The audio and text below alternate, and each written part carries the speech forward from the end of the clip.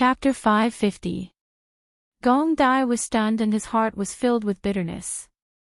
If he could leave, would he not want to? Even if he became a cripple, he still wanted to live by Royal Sister's side. However, he knew his current situation too well. With his internal and external injuries, even if Royal Sister saved him, he would not be able to live for long. Royal Sister, his Adam's apple moved as he swallowed the blood in his body and said softly. Gong Yimo quickly grabbed his hand and listened to his voice carefully. You can't leave with me. He knew that Gong Yimo's space was limited and could not fit these stones. However, if she did not care about him, with her intelligence, there would be a chance for her to survive. Gong Yimo lowered her head and played with his fingers as she smiled. Then let's die here together. Gong Dai wanted to persuade her again, but Gong Yimo pressed a finger against his pale lips. I'm serious. Her voice was low and hoarse. There was a kind of exhaustion from losing too much blood, as well as an almost iron-blooded tenacity. Without you, I don't want to live. Her words were stuck in Gong Ju's throat, no matter how much he tried to persuade her. In the end, he seemed to have given up, but also seemed to have regained hope as he said softly. Okay, we live together and die together.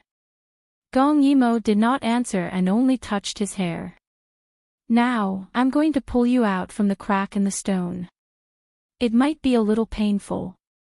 What she did not know was that Gong Dai could no longer feel the existence of his lower body. He nodded. It's okay. Gong Yimo smiled and stuffed a pill into his mouth. It was a great rejuvenation pill. At this time, Gong Dai's body was extremely weak. This strong medicine was used to keep him alive. At the same time, she also ate a red pill. When she left Yuqi, Si Wuyan gave her a lot of good things. This pill could improve one's qi and blood. It was originally Dong Wani's private stash. I'm going to do it. Gong Dai nodded slightly. Gong Yimo leaned forward and reached her hand below his thigh. His leg was crushed, but fortunately, it was stuck in the gap and was not directly smashed into meat paste by the huge rock. Gong Yimo's hand reached into the crack and carefully used her inner strength to crush the stone into powder. Her series of actions were very careful. If she was slightly careless, the stone would collapse again and Gong Dai would suffer a second injury. Furthermore, turning stone into powder consumed a lot of inner energy. For her, who had lost too much blood, every time she moved, she would feel pain all over her body. However, her expression did not change, as if the pain did not exist. Gong Yimo used a lot of strength to carefully hollow out a part of the stone beside his knee. Then, she quickly used other stones to support it and continued to reach inside. Although Gong Dai could not see what Gong Yimo was doing, he could feel her hand digging in bit by bit. If she was slightly careless, the huge rock would collapse again. He was afraid that even her hand would be crushed. Gong Dai could not bear for her to take the risk and said casually. Actually, you can just cut off my legs. He suddenly laughed. If I don't have legs, will you still love me? He felt that he was very funny. He was about to die, but he still had such thoughts. If he could live, he would definitely want to save his legs. After all, if he did not have legs, how could he be worthy of her? Gong Yimo's eyes were fixed on the stone gap. Sweat dripped down her forehead. When she heard Gong Dai's words, she said without thinking. My Gong Dai is the most perfect. I won't allow any flaws. She paused. If you don't have legs, I'll disfigure my face. When that happens, we'll still be very compatible. Gong Dai's heart warmed, but he smiled bitterly. If he was crippled, he would definitely not be worthy of her. However, he would rather die than see her with someone else. Momo, Gong Dai stared at the stones on the ground and suddenly said, If I live, I'll occupy you forever. Even if I'm crippled, disfigured, I'll always pester you. When that happens, don't blame me. Gong Yimo carefully dug out an arm's gap and heaved a sigh of relief before replying. Let's talk about this after we consummate our marriage. Her words made Gong Dai's face turn red and he coughed dryly. Gong Yimo waved her hand and said indifferently, when we get out, we'll consummate our marriage. You don't have to occupy me because I want to be your person. Gong Dai's face turned red. With Gong Yimo's straightforward words, he felt that the pain in his organs seemed to have disappeared. Only his heart was beating rapidly.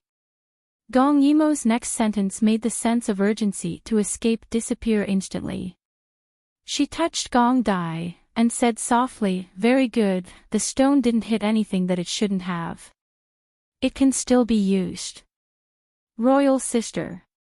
Gong Dai gritted his teeth.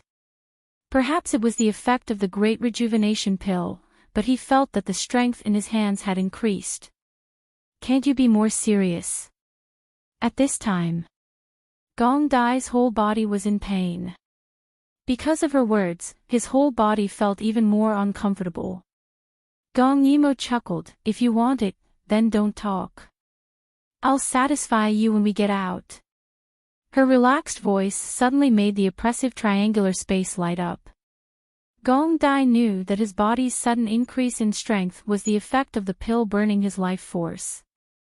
If he could really get out, he would still die if he couldn't find a miracle doctor to save his life in a few hours. But because of Gong Yimo's words, he suddenly really wanted to live. He really wanted to, even if it would be a burden to her. Wasn't he selfish? Gong Yimo's hands didn't stop as she dug out the stone powder bit by bit. She was very serious and didn't even notice that her clothes were soaked with sweat. Finally, she dug out enough space for Gong Dai's legs to move. But Gong Dai didn't move at all. She knew that Gong Dai's legs were probably numb. She reached out and touched the stone again. After confirming that there wouldn't be too much resistance to pull Gong Dai out, she said calmly to Gong Dai, I'll pull you out now.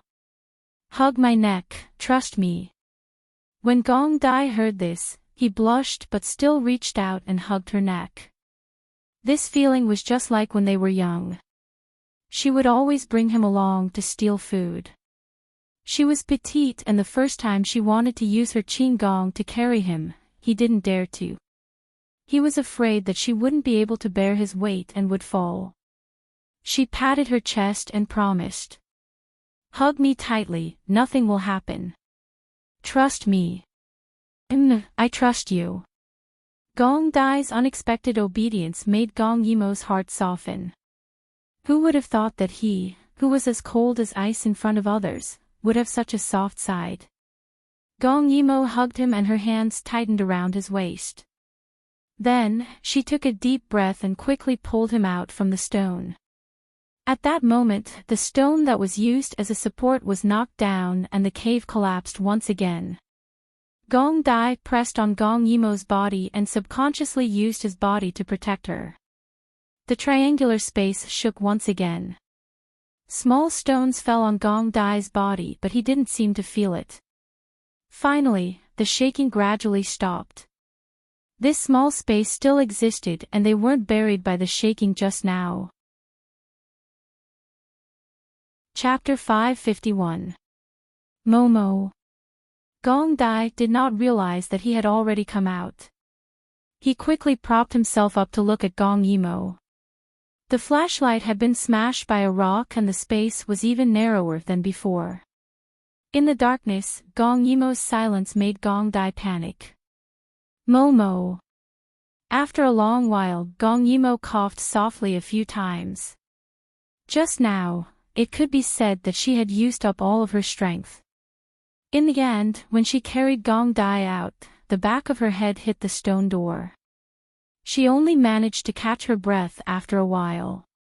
When she touched it, there was indeed a swollen bump. Seeing that Gong Yimo was still alive, Gong Dai was ecstatic. He could not imagine watching Gong Yimo die for him in front of him. That would definitely be the greatest torture before death. At this moment, because of the earthquake, many small rocks had been shaken down, so there were a few cracks that allowed light to shine in. Gong Dai realized that behind the stone door, there was a huge rock pressing down on them. If they could push that rock away and escape before it collapsed again, they would be able to survive. But, who would push that rock away? He reached out and touched Gong Yimou's face. Once again, he had the thought of asking her to give up on him. It was not that he did not want to live, but he was too afraid that she would die. Gong Yimou rested for a moment and sat up. She first touched Gong Dai's leg. Fortunately, although he could not feel it, at least he did not lose anything. It was just that his bones were broken. His serious injuries were internal. If he did not receive treatment in time after the effects of the medicine wore off, his life would be at stake. So she could not wait or rest. She had to get out immediately. Gong Yimou ate a few blood-replenishing pills as if she was eating candy. After sitting for a while, she felt more comfortable and her head was no longer as dizzy. She said, "Later, I will put all the rocks into my space and escape." Gong Dai frowned slightly. "Royal sister, your space is not that big." If it was, she would not have been so flustered earlier. Gong Yimou did not show a trace of uneasiness after being exposed. She said calmly, "You still don't believe me.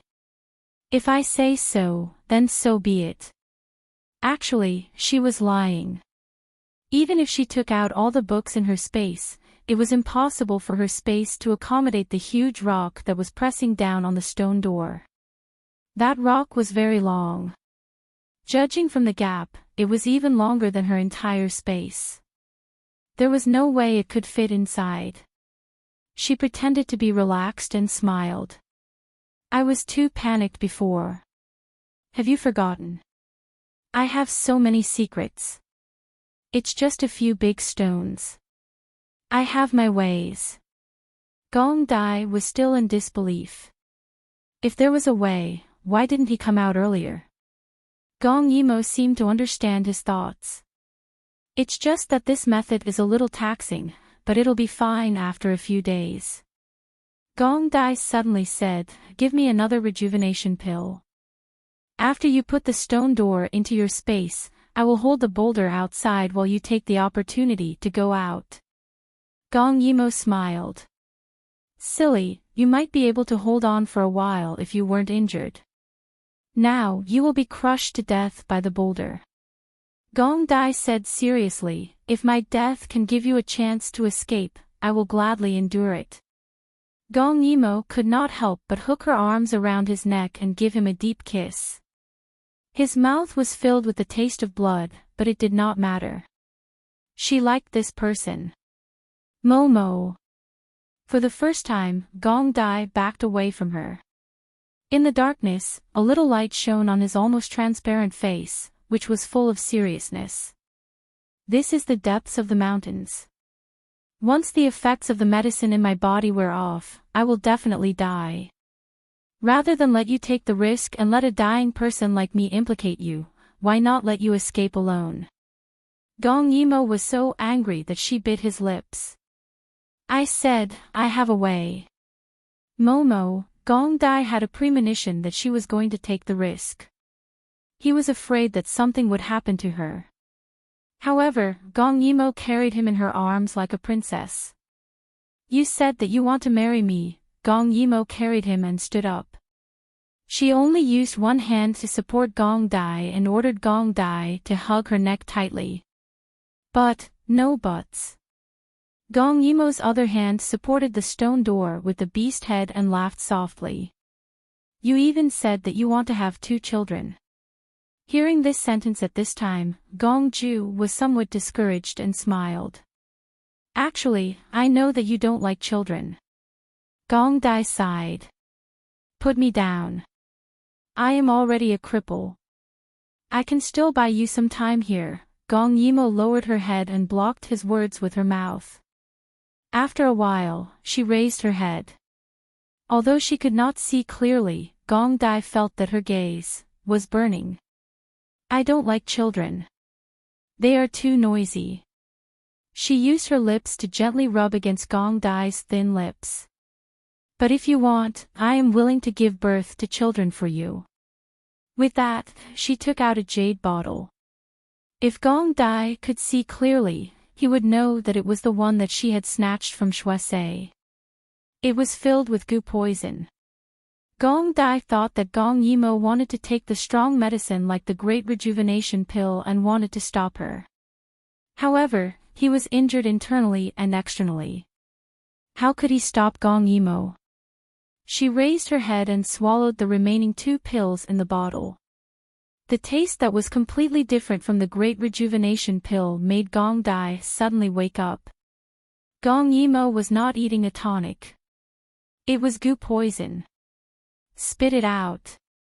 Gong Dai suddenly reached out and pinched Gong Yimo's chin.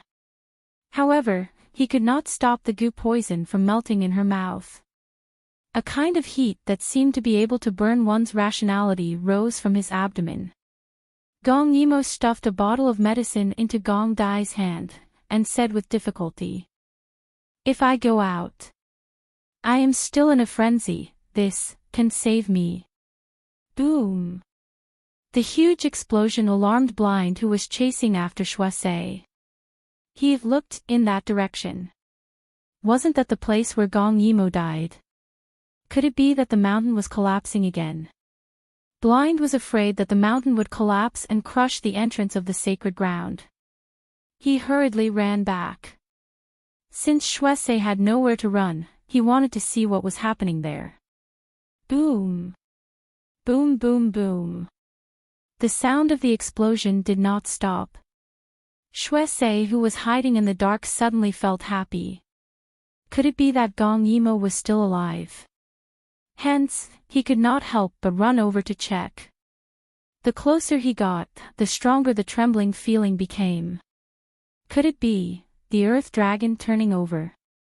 Blind was the first to reach the foot of the mountain. He could not see, but the flying sand and stones around him and the rising pressure proved that there was a person in front of him. Such a huge commotion was caused by a person. Shuasei's speed was slower than him. However, when he arrived, the scene in front of him made his eyes widen. His eyeballs seemed to be about to pop out. He saw an extremely large and long boulder being lifted up bit by bit. Because of the movement of the boulder, a small area of the mountain collapsed. Stones continued to fall onto the long boulder. It was smashed until it was unstable, but it was very tenacious as it was lifted up bit by bit. Someone was lifting it. Impossible, how could this be done by human strength? Chapter 552. Blind couldn't help but grip the hammer in his hand tightly. He was born with great strength and profound inner strength. But if it were him, he would only be able to hold on for a moment at most. But there was someone holding up the huge rock. Although he couldn't see, the surging inner strength in his mind was as dazzling as the color of fire. There was a fire burning under the huge rock, and it was getting more and more intense. Gong! Gong Yimo, Shuasei stared and said those words silently. He was already scared silly and forgot to hide. Blind was on high alert and had no time to pay attention to him. Blind's hand holding the hammer was sweating. He could feel that that person seemed to be All Yen's daughter. Why did she suddenly become so powerful? The only explanation was that she had taken the goo poison. Gong Yimo had already lost her mind. Her eyes were bloodshot. He couldn't see the whites of her eyes, only black and red. Just now, when she kept the stone door into her space, the moment the huge rock came crashing down. She held up the huge rock with one hand. Yes. With one hand. She alone, with one hand, held up the huge rock that was about 8 meters long. And with the other hand, she was hugging another person, even though she had already lost her mind. The hand that was hugging him only slightly tightened and didn't strangle him to death. Gong Dai watched as the blood vessels in Gong Yimo's hand burst. It was as if they were about to explode. She knelt on the ground with one knee and channeled all her inner strength into her hand like a tide. But even so, Gong Dai seemed to hear the sound of her bones cracking. All the bones in her body seemed to be shattering, but they were quickly recovering under the strong medicinal effects. The pain of destruction and reconstruction made her face crawl with veins. At first glance, she looked as terrifying as a demon. Blood kept dripping from the corner of her mouth as she held on with her willpower. She held on with all her might. She originally stood up, but the huge rock that fell from the mountain top smashed into the rock she was holding up, causing her feet to sink into the ground, and she knelt down on one knee. Blood and sweat dripped. She suddenly raised her head. She let out a sharp cry. Then, under Gong Dai's incredulous gaze, she stood up again. In a spurt of energy, she overturned the huge rock. The boulders rolled away, and the foot of the mountain lost its support, causing it to collapse once again. Amidst the dust, the rumbling sound deeply stirred everyone's nerves. Blind did not retreat. His heart was pounding. He knew that even if Gong Yimo was still alive, that kind of strength just now would have left her severely injured and on the verge of death. If they didn't kill her now, when her injuries recovered and she went berserk again, no one would be able to stop her. Once the goo poison flared up, the only way to stop it was to run out of energy. Gong Yimo must be exhausted from the huge commotion just now. Snow was secretly delighted. Was there a better chance to take her down than now? When she and Blind were both injured, he would kill Blind and use Gong Yimo's blood to open the treasure and obtain the stone heart. Then, he would have an invincible killer. Thinking of the power that could destroy heaven and earth. Was that really something a human could possess? Snowy's heart thumped wildly. That was the power that he had been pursuing all his life. When the dust dissipated, Gong Yimo hugged Gong Dai. Her entire body was covered in blood. Countless blood vessels on her body had burst. Then the goo poison was frantically repairing her body. Even though her internal organs were all in pain. But there was still a manic murderous intent flowing through her blood vessels. At this moment, Blind had already found her. He swung his hammer over. It was caught by Gong Yimo, who was kneeling on the ground with one hand. Royal sister, this was the first time Gong Dai had witnessed her being injured to such an extent. But his lower body could not feel anything. The medicine in his body was also disappearing bit by bit. He was like a cripple being hugged by her. She had already gone crazy and carefully hugged him in her arms. Perhaps she herself did not understand why she was hugging such a troublesome thing. But there was a voice in her heart telling her, she could not let go. Blind could feel that she was heavily injured. Moreover, she seemed to have taken too much goo poison. As a result, the excess medicine was crazily tearing and repairing her wounds. She was in great pain. Blind could feel that she was going crazy from the pain. The two of them engaged in a chaotic battle. Originally, Gong Yimo could have easily killed Blind. But for some unknown reason, she was tightly hugging a person in her arms. She would rather die than let go. Shuese was shocked. He was sure that Gong Yimo had lost her rationality. Why was she still hugging Gong Dai? And Gong Dai, was he still alive? Gong Dai was still alive, but he wished he was dead. Gong Yimo's wounds were being torn open and repaired. The boiling blood fell on his face and burned his heart. He was still so useless. Time and time again, Royal Sister had sacrificed herself for him. He was still too useless. But Gong Yimo had already gone crazy. She could not hear Gong Dai calling her. She only knew that her body was in excruciating pain. She wanted to tear apart those who were still alive. She wanted them to experience this pain. Blind could not hold on any longer. But he could also feel that Gong Yimo's strength was fading. That's right. When she escaped, she had already injured her internal organs. After fighting for so long, she should be exhausted. Just as Blind was secretly heaving a sigh of relief, Gong Yimo seemed to give a strange smile. Her black hair moved without any wind. That blood-soaked white robe seemed to be burning like a raging fire. In the next second, the blind man felt his hammer being grabbed by her hand. She suddenly snatched Blind's weapon. She exerted force in her hand. The black gold handle of the iron hammer broke into two. The next second, he was sent flying by Gong Yimo's kick. He spat out a mouthful of blood. Seeing Gong Yimo approaching step by step, her footsteps were hesitant due to her injuries. But that pair of murderous eyes stared straight at Blind, causing him to shiver. Blind gritted his teeth and suddenly shouted, "Snow Dog. If you don't come out now, she'll kill you after killing me." Snow also felt that Gong Yimo still had some strength left and he was no match for her. So, when he heard Blind's words, he did not hesitate and rushed out. Gong Yimo felt that someone had a death wish, so she immediately grabbed at Snow. But how cunning was Snow? He was just faking it. The real killer move was aimed at Gong Dai, who was in her arms. Gong Yimo was stunned and instinctively protected Gong Dai. So, she was hit by Bloody's palm and fell to the ground. Blood dripped onto Gong Dai's body. Gong Dai wished he could die at that moment. "Don't bother about me, don't bother about me. Let me go. Just kill them all." However, Gong Yimo could not hear his voice. Instead, Snow said to Blind proudly, "See that? Attack the person in her arms."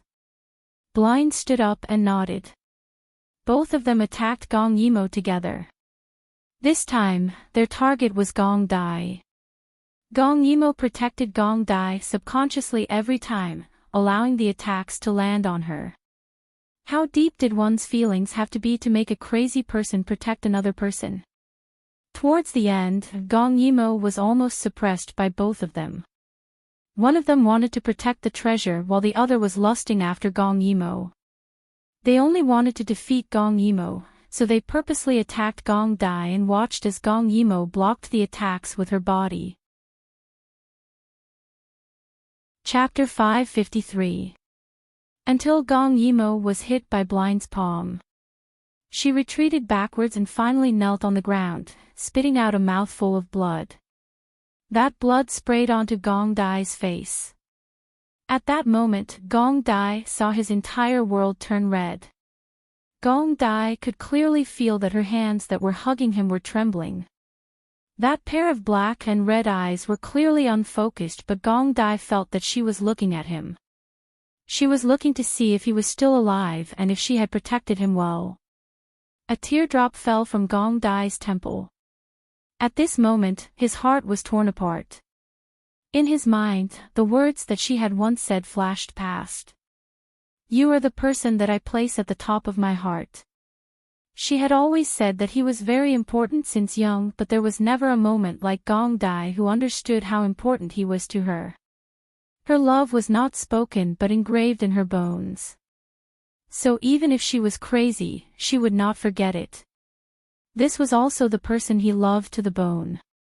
At this moment, Blind took advantage of the fact that Gong Yimo was heavily injured and Shuesei was not paying attention. He suddenly attacked Gong Yimo to kill her. Shuesei wanted to stop him but was blocked by Blind's attack. He wanted Gong Yimo to die. Gong Yimo must not leave this place alive. She could feel his fatal attack coming. Gong Yimo wanted to stand up and dodge. But the next second, her body fell heavily onto the ground. She could no longer stand up. The palm closed in. At the last moment, Gong Yimo did not dodge. Instead, she lowered her head and curled her body up. Once again, she wanted to use her body to protect the person in her embrace. That biting cold palm did not hesitate because of her actions. Instead, it slammed down with even more strength. But the next second, his hand was grabbed by another blood-stained hand. Very tight. Blind was shocked. He could not see, but he seemed to hear the sound of something beating. Plop. Plop. Each sound was stronger than the previous one. Shuesei crawled up but was frightened by the scene in front of her. She wanted to escape. The surrounding trees suddenly swayed, and with Gong Yimo as the center, it was as though a hurricane was rising. It swept up the sand and stones on the ground. In the blink of an eye, it blotted out the sky. Gong Yimo felt a little strange. She raised her head and saw that the blind man's hand was grabbed by a hand from her bosom. She lowered her head, and in the next second, her vision went black. Someone seemed to lean forward and plant a kiss on her forehead. Blind screams suddenly came from beside his ears because his hand was grabbed by another hand. And that hand was crushing his bones inch by inch. Royal sister, you should rest. Gong Yimo did not understand what he was saying, but she felt his hand touching her hair. Leave the rest to me. In the next second, she felt that her arms were empty.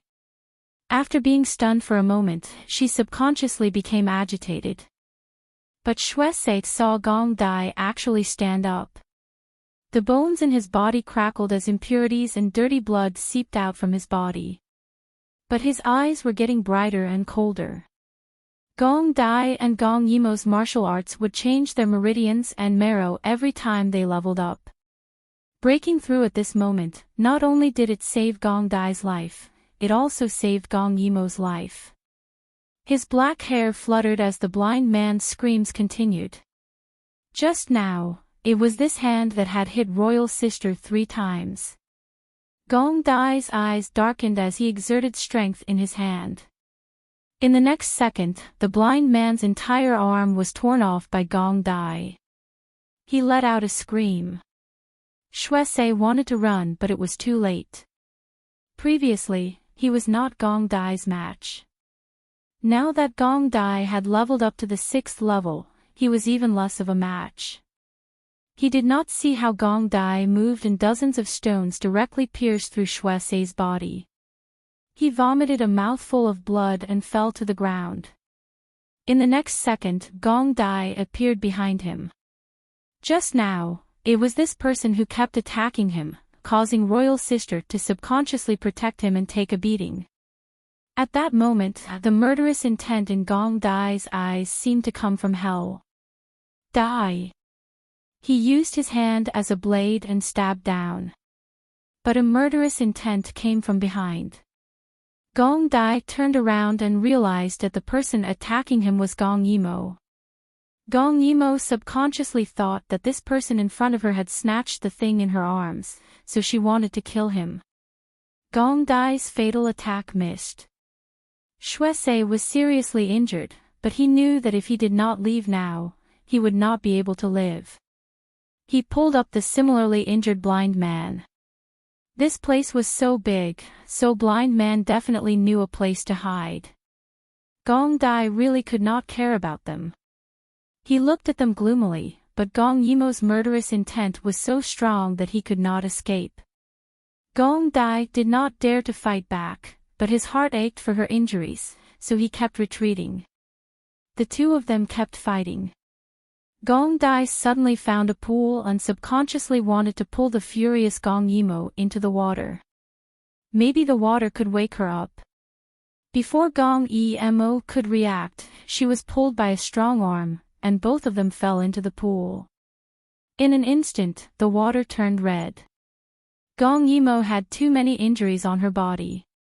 Even though most of them had healed under the effect of the medicine, if she continued to fight like this, it would only aggravate her injuries. After being washed by the water, Gong Yimo seemed to be stunned for a moment. Her face slowly became clean. In the water, Her eyes were still black and red, but the veins on her face disappeared and she became fair again. Gong Dai's eyes were overflowing with love. He touched her face, but Gong Yimo pounced on him and fiercely bit him. She bit him very hard, as if she wanted to tear off a piece of flesh. Gong Dai suddenly remembered the medicine that Gong Yimo gave him. She said, if she could not control herself, he should give her the medicine. Gong Dai's heart warmed and his lips curled into a sweet smile. His royal sister seemed to know from the beginning that after she went crazy, she would hurt everyone but him. So, only he could make her take the medicine. Gong Dai did not know what the medicine was, but out of his trust for Gong Yimo, he reached out and grabbed Gong Yimo's chin, forcing her to let go of him. She was instantly unhappy and bared her teeth at him. Her hands even left a few fingerprints on his body. Gong Dai smiled bitterly. Take the medicine. I'll let you bite me later. He thought that the medicine was something similar to the heart cleansing pill, so he gave her 2 pills. Slowly, Gong Yimo stopped moving. Gong Dai hugged her and soaked her in the water. Seeing that she was not moving, he was shocked. Royal sister. Momo. He shook her body in the water, only to see that the blood vessels on her face that had subsided had swelled up again. Her face was very red, so red that it was dripping blood. However, she smelled a very nice man's scent. Her hands explored Gong Dai's body and she became more and more anxious. At that moment, Gong Dai suddenly understood what medicine Gong Yimo had given him. The parasite would only gradually wake up when it was exhausted. Gong Yimo wanted to exhaust her energy, but she did not want to hurt him, so, what Gong Yimo had given him was an aphrodisiac. Before he could react, Gong Yimo pounced on him in the next second. But this time, she did not bite, but kissed. Gong Dai's clothes were instantly torn to pieces. Gong Yimo felt that those disgusting things were very annoying, so it was better to just tear them up. So, not only did she tear his clothes, she also tore her own clothes. The 2 bodies stuck together without any obstruction. That scorching body temperature made Gong Dai tremble. Gong Dai took pity on her injuries and frowned, trying to wake her up. But in the next second, he was tied up by Gong Yimo with his clothes. Chapter 554. The water in the pool was boiling because of Gong Yimo's body temperature. Gong Dai's hands were tied and Gong Yimo was pressing him against the side of the pool. Because she was in a frenzied state, she moved her hands up and down and her actions were urgent, but she did not know where to start. Gong Ju didn't know whether to laugh or cry at this sudden change. His body couldn't withstand the teasing of his beloved. Moreover, he had just been promoted, and his body was full of arrogance. He couldn't wait to vent his anger. He was originally prepared to torture and kill those 2 people to release the fire in his body. However, he was suddenly interrupted by Royal Sister and was moving her hands all over his body. He was really, if Gong Yimo could see clearly, she would realize that the eyes of this delicious food that was being pressed down by her were red. How patient was he? Gong Yimo was nibbling, licking and biting Gong Dai's body. She directly displayed the most primitive impulse, causing Gong Dai's breathing to become erratic. He could not wait to eat her up. However, she had so many injuries on her body. Gong Dai really could not bear to do such a thing to her at this time. Therefore, he suddenly broke free from his hands. Carrying Gong Yimo, he turned around and pressed her against the side of the pool. Gong Yimo was already in a frenzied state. Moreover, she had taken twice the dosage of the aphrodisiac. She was about to explode.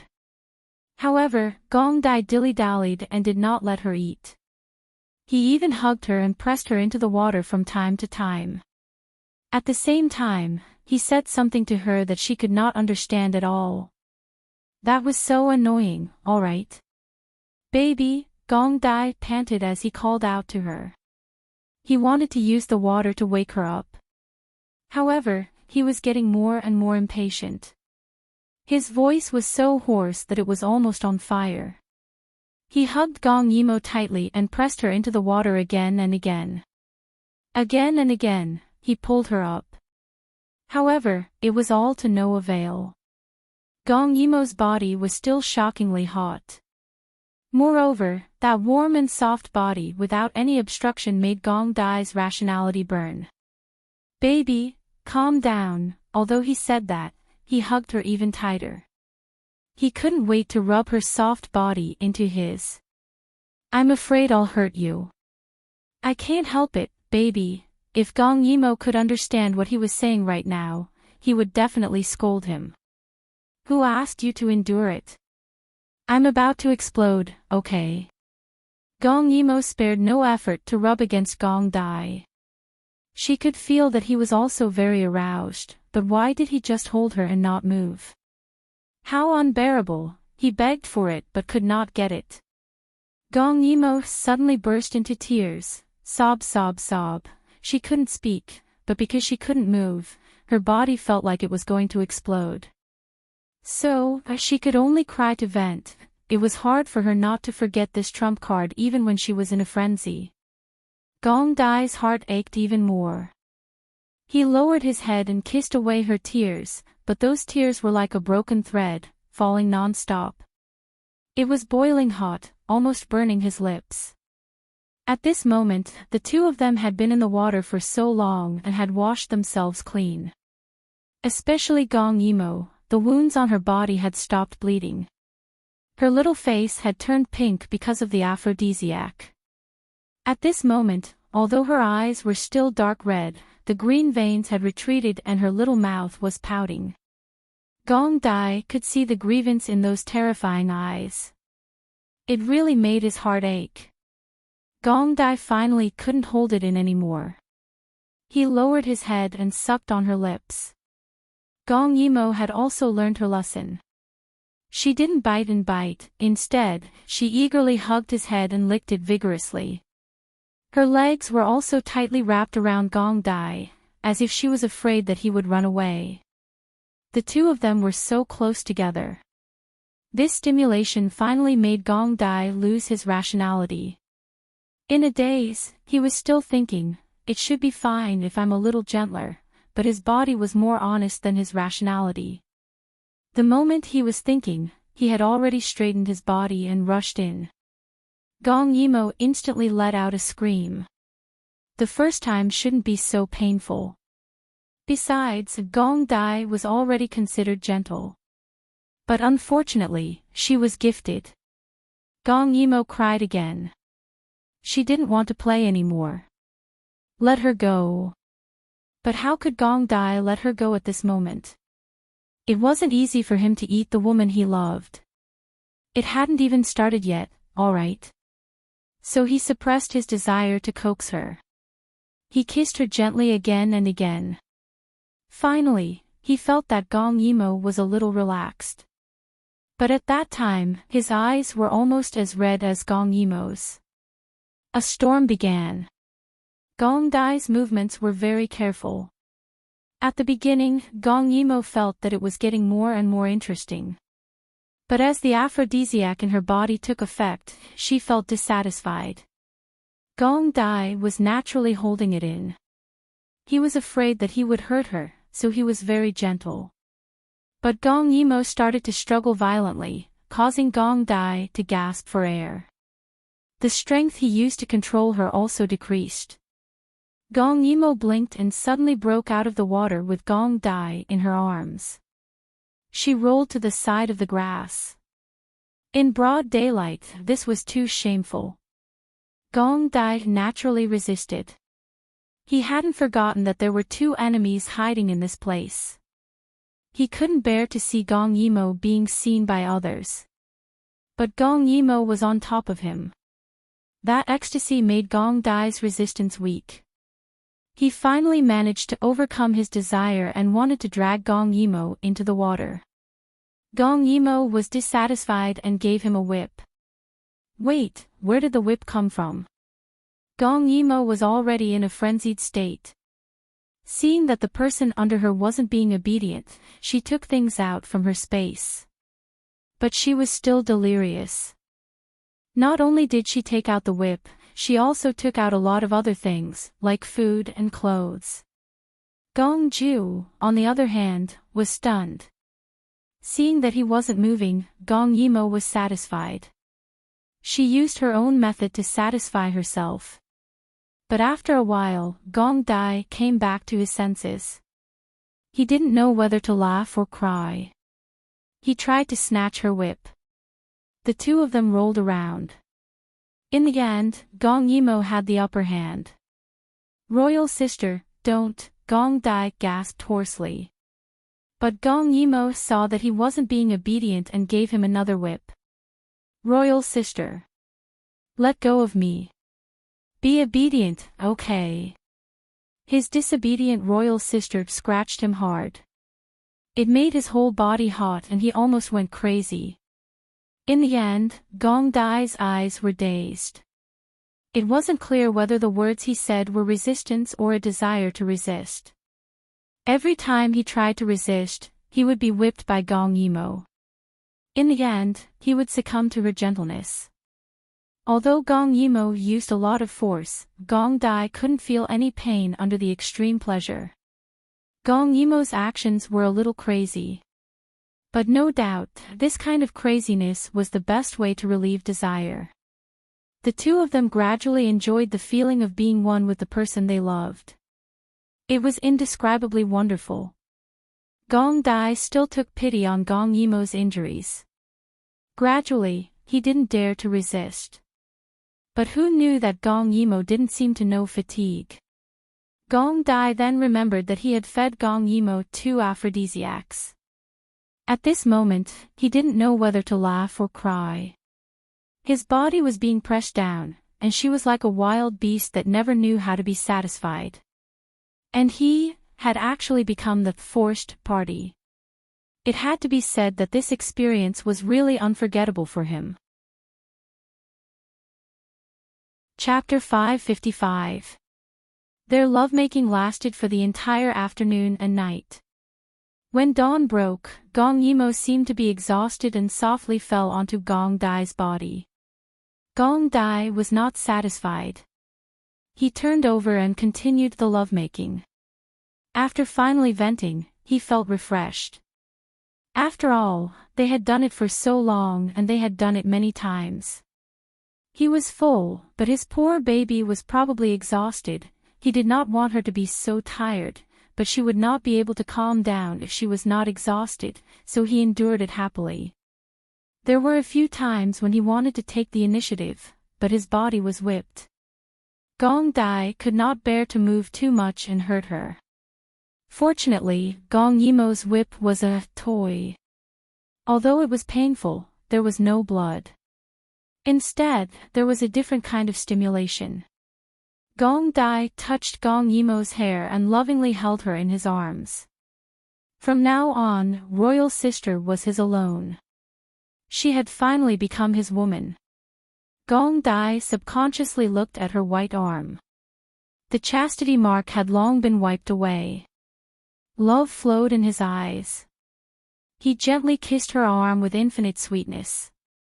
When dawn broke, Gong Dai once again carried Gong Yimo to the pool to wash her body. She was really too tired.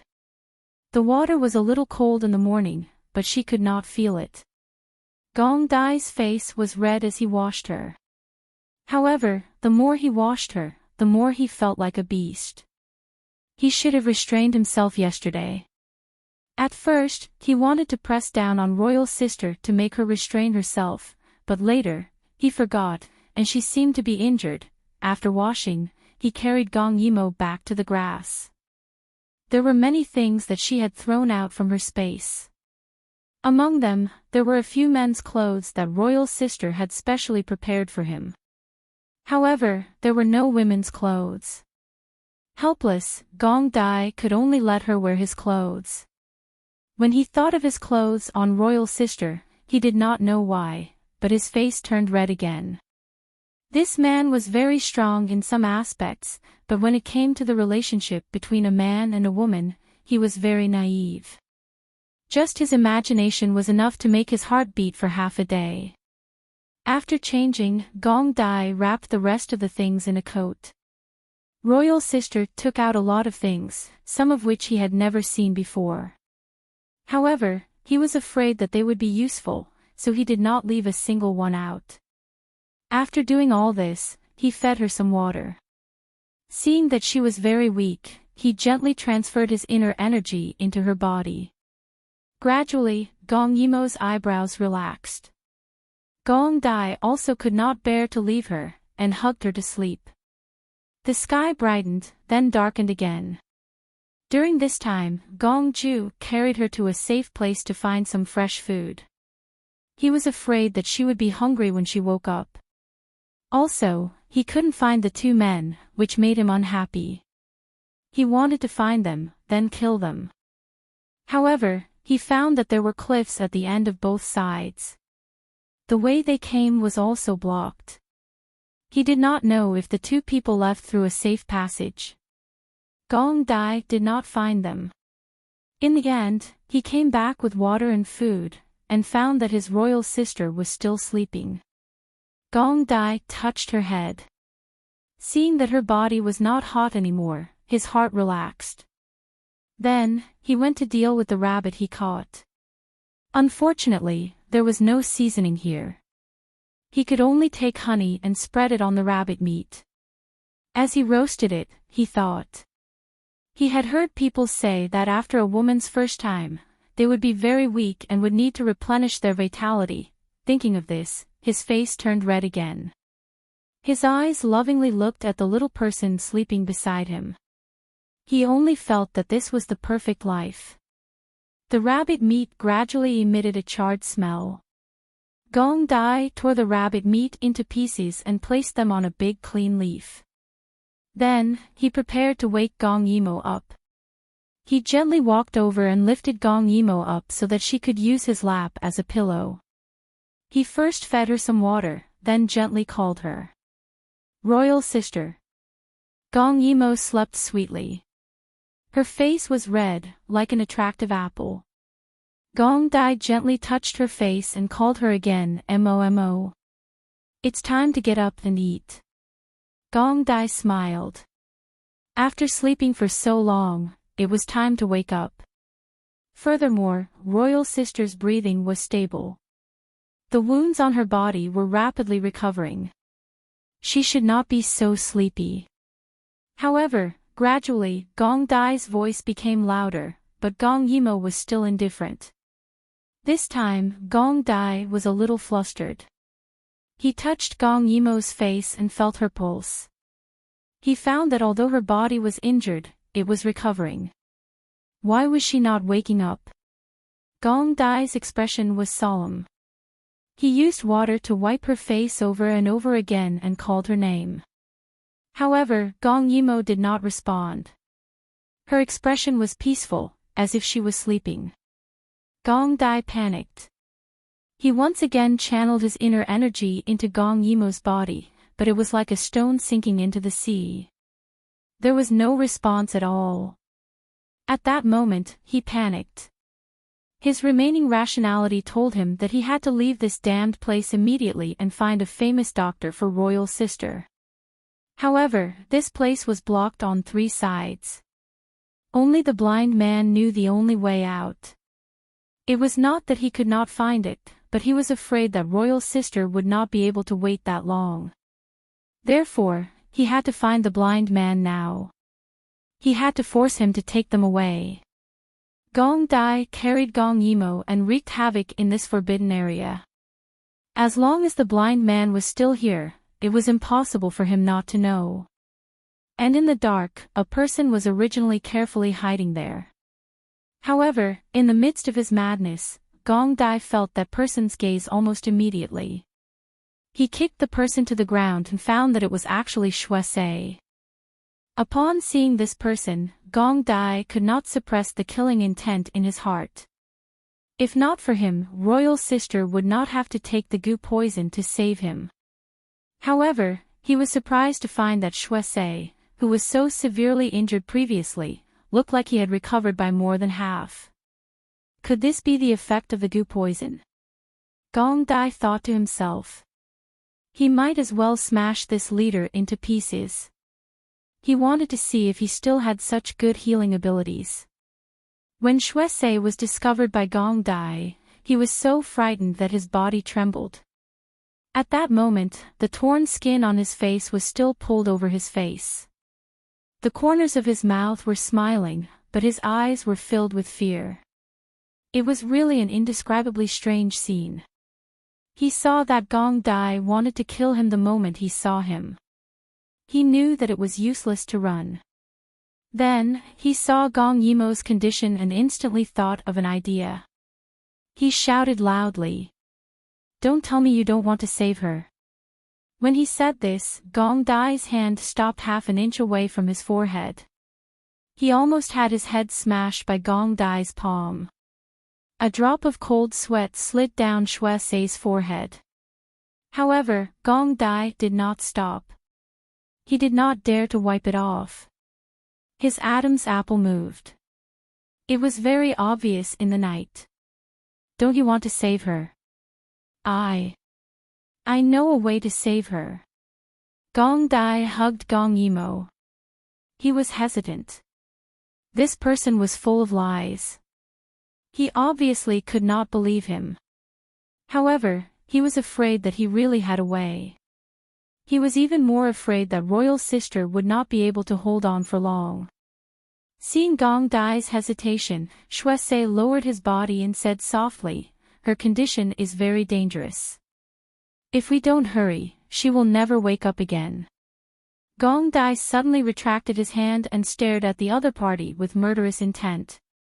Why is she like this? Chapter 556. Snow heaved a sigh of relief when he saw that he had temporarily saved his life. He carefully observed Gong Dai's expression and said softly, "She should have consumed 2 pieces of goo poison at one go. And it was under the condition that she had lost too much blood. The goo poison's effect is too strong and her body is also weak. After going berserk for so long, she had exhausted her original energy. Under her extremely weak state, her body had accepted the goo poison's original effect." After saying so much, he saw that Gong Dai was slightly impatient, so he spoke quickly. "The goo poison's foundation is the Saint Stone. When a person consumes the Saint Stone powder, they will fall into a deep sleep. Her body had suffered too much damage, so her body automatically chose the other side effect of the goo poison, deep sleep. If you don't think of a solution soon, she will sleep like this for the rest of her life until she dies." Gong Dai was slightly vexed. Indeed, he should have restrained himself yesterday. Royal Sister's body had suffered too much blood loss, and after going berserk, she was already an arrow at the end of its flight. At that time, he should have thought of a way to save her. And not sink into oblivion with her. "You said you have a way." Gong Dai stared coldly at Snow.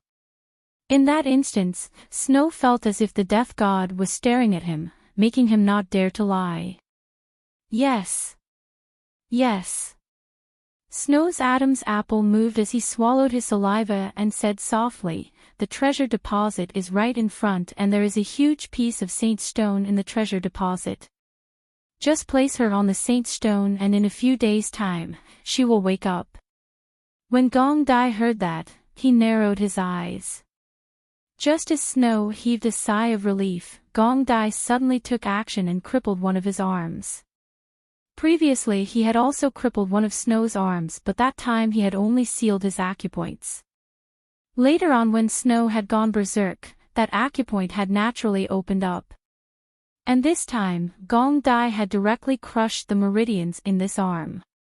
Snow cried out miserably. Amidst the miserable cries, Gong Dai's voice was especially cold. "You better not be lying to me." Gong Ju looked at Shuesei, who was rolling on the ground in pain. His eyes were cold. Otherwise, I'll let your entire body experience this pain. Snow gritted his teeth fiercely, but he didn't dare to refute. Now that he was on the chopping block, he wouldn't do something so irrational. Where's the other person? Gongju asked the blind man. Speaking of this, Snow felt angry. He saved the blind man, but after the blind man got better, he suddenly knocked him out and escaped. He should have gone back. Snow was in so much pain that she was gasping for air, but she still managed to speak intermittently. It's okay. As long as the treasure was opened. He will come back. Gong Dai also felt that there was no need to rush for revenge. The royal sister was more important. There was no time to lose, and he did not dare to delay. He carried Gong Yimo and moved forward quickly. Finally, they arrived in front of the last door. As long as they could open it, they would find the treasure they were looking for. Similarly, this door needed blood to open a path. Gong Dai was afraid that this door would be as greedy as the previous stone door. He carefully bit Gong Yimo's finger and dripped a drop of blood on it. Drip, a drop of blood was like breaking the calm surface of a lake. Gong Dai heard the buzzing sound and subconsciously carried Gong Yimo and retreated. What he didn't see was that Snow, who had followed behind him, was looking at the huge stone door which was gradually glowing. She was almost crying tears of joy. So many years. He had waited for this day to come. That huge stone door, which was as tall as 3 people, was buzzing and trembling. Countless fine sand and stone powder fell from the gap of the door. In the darkness, that door gradually emitted a fluorescent light, giving off an indescribable feeling of strangeness. Gong Dai carried Gong Yimo and stood in front of the door, fearless. As long as he could save her. He was willing to try anything and dared to charge into any place.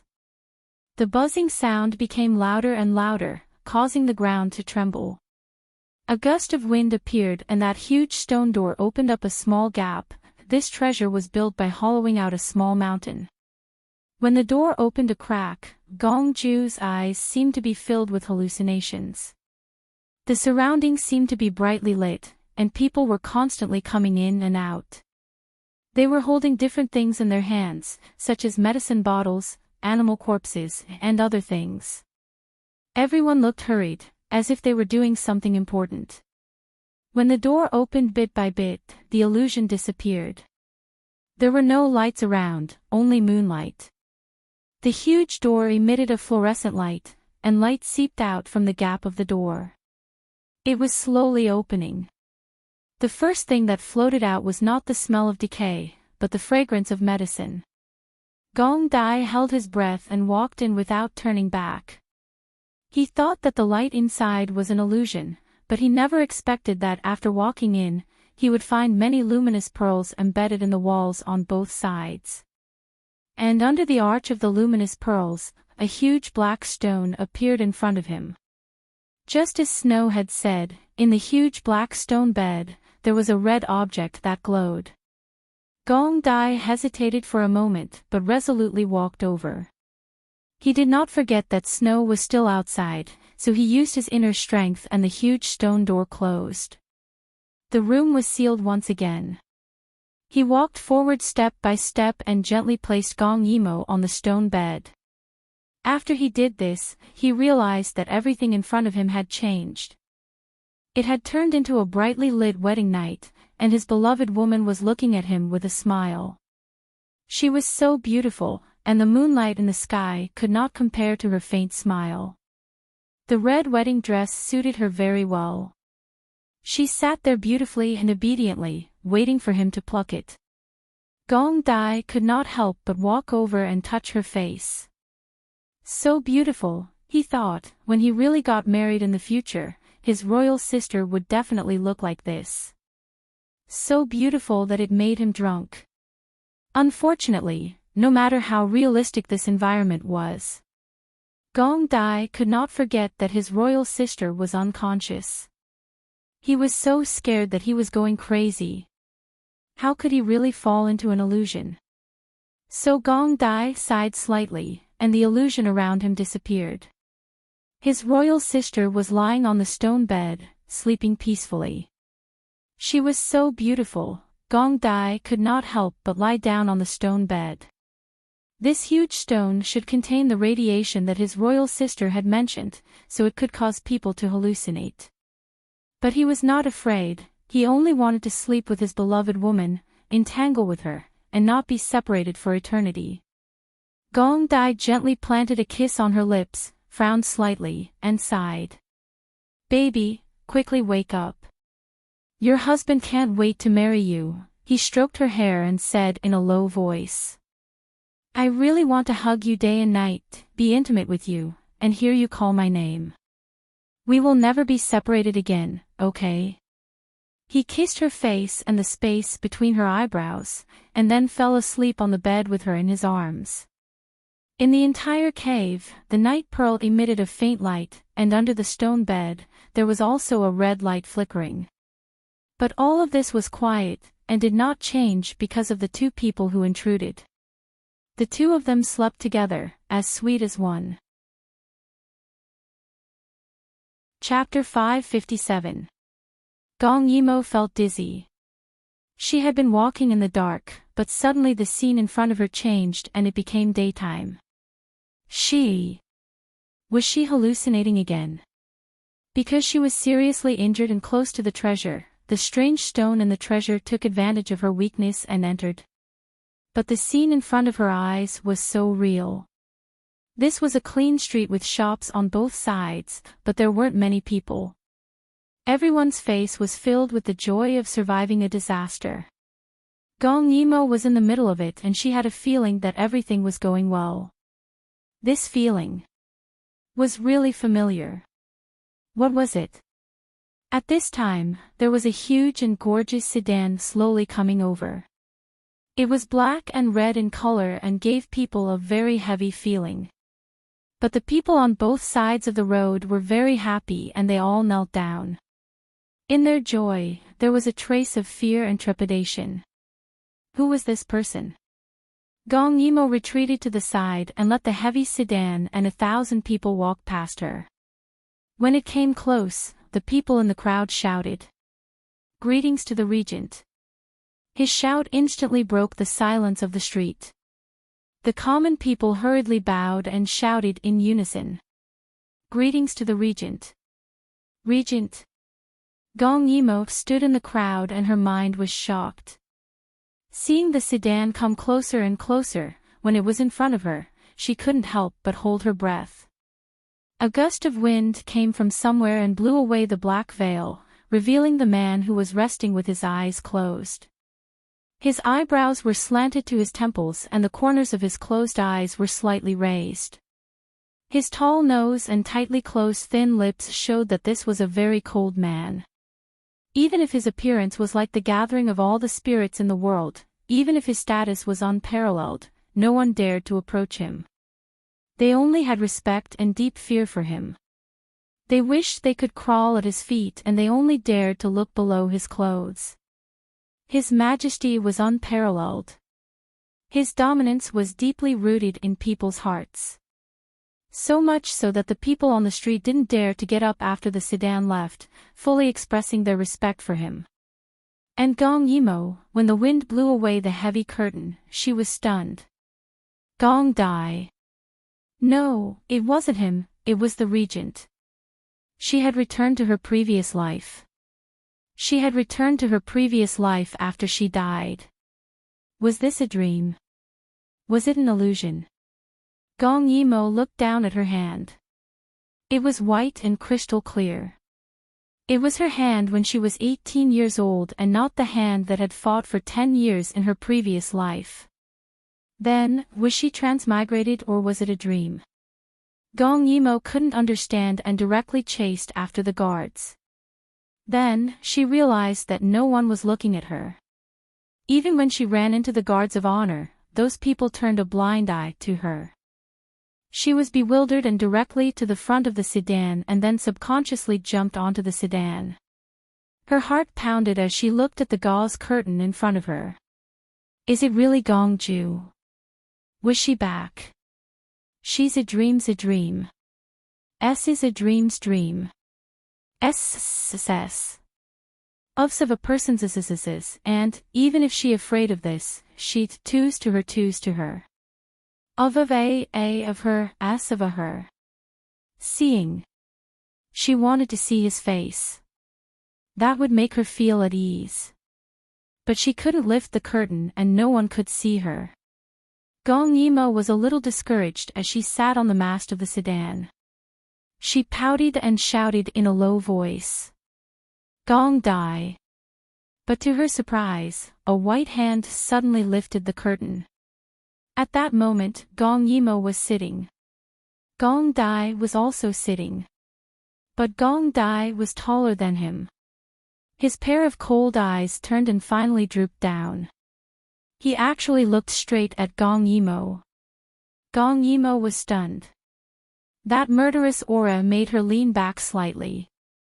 Her heart turned cold in an instant. The cold and domineering man in front of her.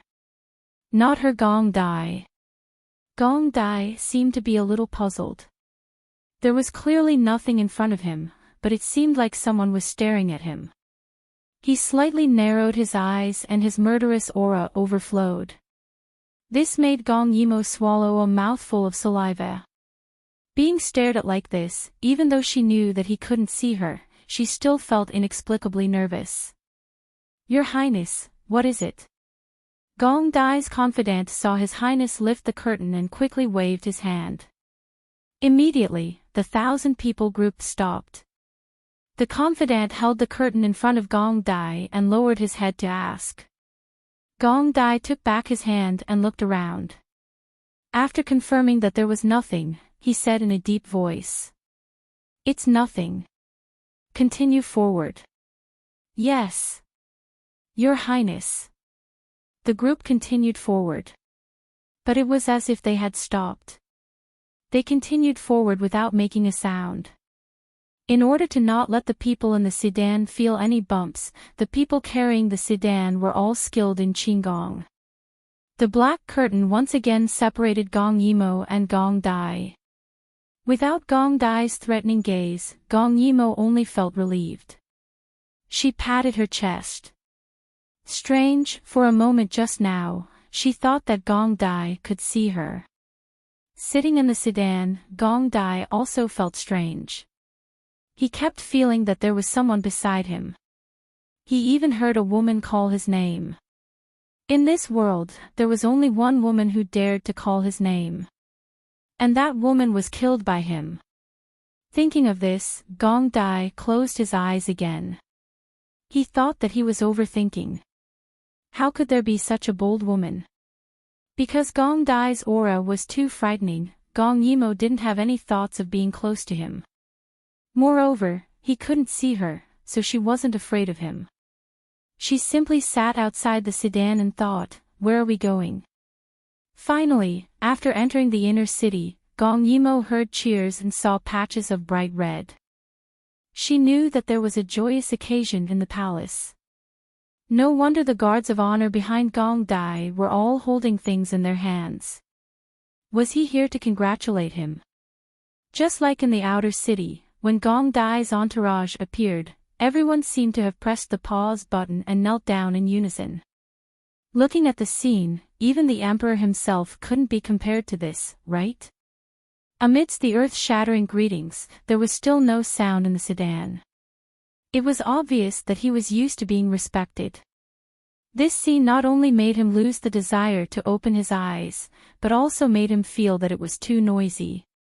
After entering the palace, the noise finally quieted down a little. Although the palace servants also saluted, they knew the regent's temperament. They all saluted from a distance and then moved away. Their movements were very light, for fear of disturbing him even a little.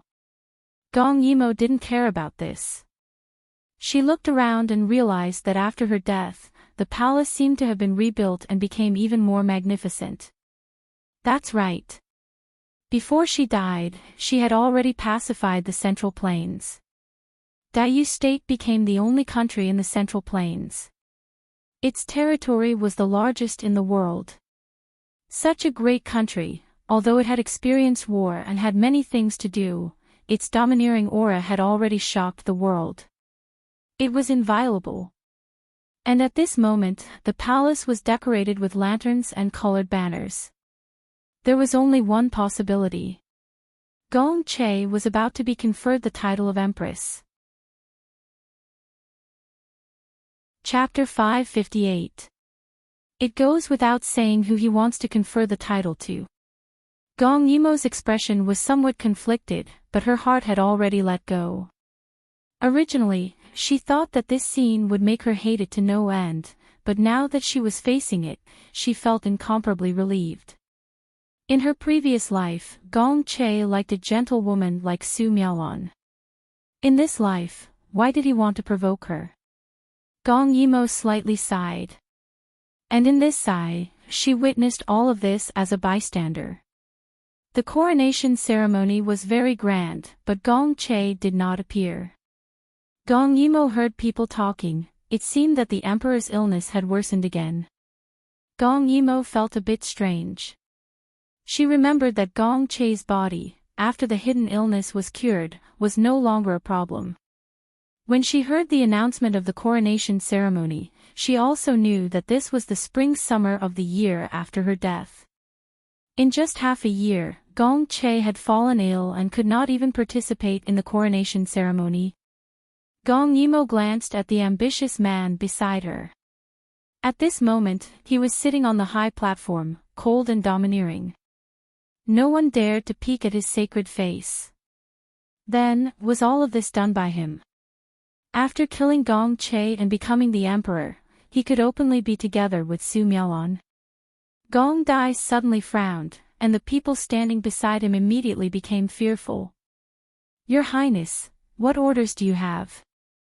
The newly appointed minister of the imperial household asked with a face full of smiles, constantly wondering if he did something wrong. Gong Dai frowned, nothing. His 5 senses were naturally sharp. Just now, he clearly felt that someone was looking at him. This feeling could not be wrong. But with so many people around him, who dared to raise their heads and look at him directly. Was it an illusion again? The coronation ceremony continued. Gong Dai looked at the graceful and luxurious figure slowly walking up the stairs, and his heart was filled with irritation. Gong Che was not here, but this woman could still smile so happily. It could be seen that in her heart, there was only ambition and power, nothing else. Su Miaolan raised her head and saw Gong Dai sitting at the very top. It was clearly the coronation ceremony hall, but he was still the person with the highest status present. The courtiers knelt down in worship, and chants rang out in the air. He didn't care about such a grand occasion, and his expression was still cold. After the merger of the 4 countries, Dayu State had a vast territory. Countless countries from other regions paid their respects, and the East was the most powerful. Gong Dai had a high status in Dayu State. He was not at all inferior to the emperor. Everyone could only look up to him. The only person who could make him treat her differently was herself. Su Miaolan pursed her lips and smiled. After today, she would be the most honorable empress in history. Not only did she gain the emperor's favor, but she also won the regent's heart. He had really tortured that bitch to death because of her words. What Gong Emo didn't know was that every time the torture was inflicted on her body, she was watching from the dark room. She watched how the supreme woman was beaten into the dust. Her heart was so fanatical that she couldn't control herself. And all of this was because of this man's love for her. Su Miaolan looked at the high and mighty Gong Dai with her charming eyes and approached him step by step. The emperor wasn't here, so the coronation ceremony should have been presided over by the regent. However, the regent said that he was tired, so the ceremony was presided over by a rank 1 cabinet minister. However, Su Miaolan unconsciously walked towards Gong Dai. She wanted to let the world know that the two most outstanding men in the world were both hers. Gong Dai's body was filled with an uncontrollable murderous aura. However, he was used to being cold, so others didn't feel anything different. On the contrary, Gong Yimo saw Su Miaolan walking towards him step by step. With every step she took, Gong Dai became colder. She had a smile on her face. She was able to reach her current height by stepping on Gong Yimo's bones and flesh. Gong Yimo was a little unhappy, but Gong Dai suddenly burst out with a chill. Gong Yimo was a little puzzled. Didn't Gong Dai like Su Miaolan? Before she died, she often saw the two of them being intimate. Why did Gong Dai seem to be very dissatisfied with Su Miaolan less than half a year after her death? Looking at Su Miaolan's outstretched hand towards Gong Dai, Gong Yimo was inexplicably worried about the gemstone-covered hand. She always had a feeling that Gong Dai would cut off that hand. Gong Dai, Su Miaolan stretched out her hand for a long time. The tens of thousands of people kneeling below lowered their heads. They knew that this scene was very inappropriate, but the emperor was seriously ill and the regent was in charge. They didn't dare to say anything. They could only endure the new empress hooking up with the regent in front of them. Su Miaolan had a smile on her face. She was in her 30s, but she looked like a 16-year-old girl. She stretched out her hand towards Gong Dai, but saw that Gong Dai didn't take it. She thought that he was concerned about her reputation, so she couldn't help but laugh. Your Highness, His Majesty is seriously ill. Would your Highness please accompany this concubine on this road?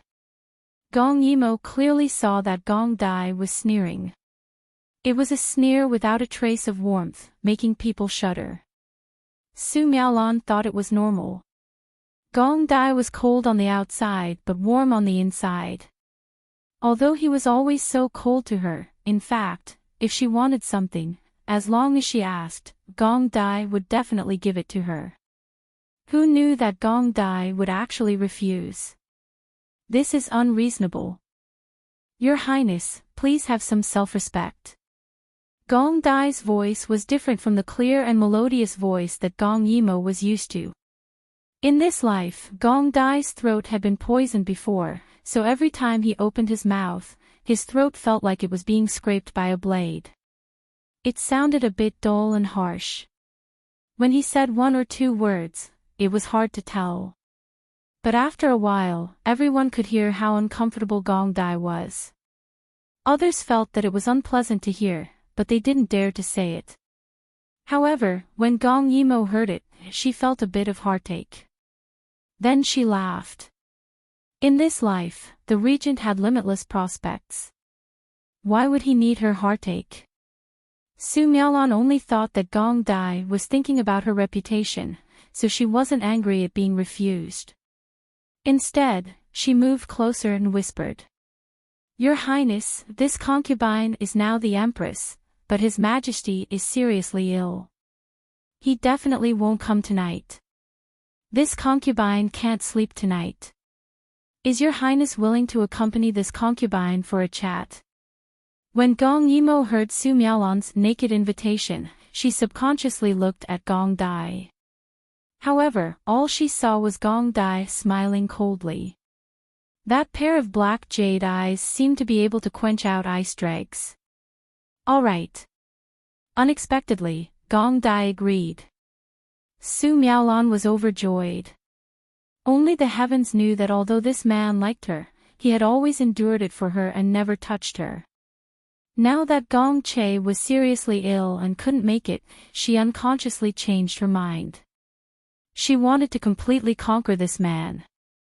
The previous few times, Gong Dai had refused. She didn't expect that he would agree today. Su Miaolan was overjoyed.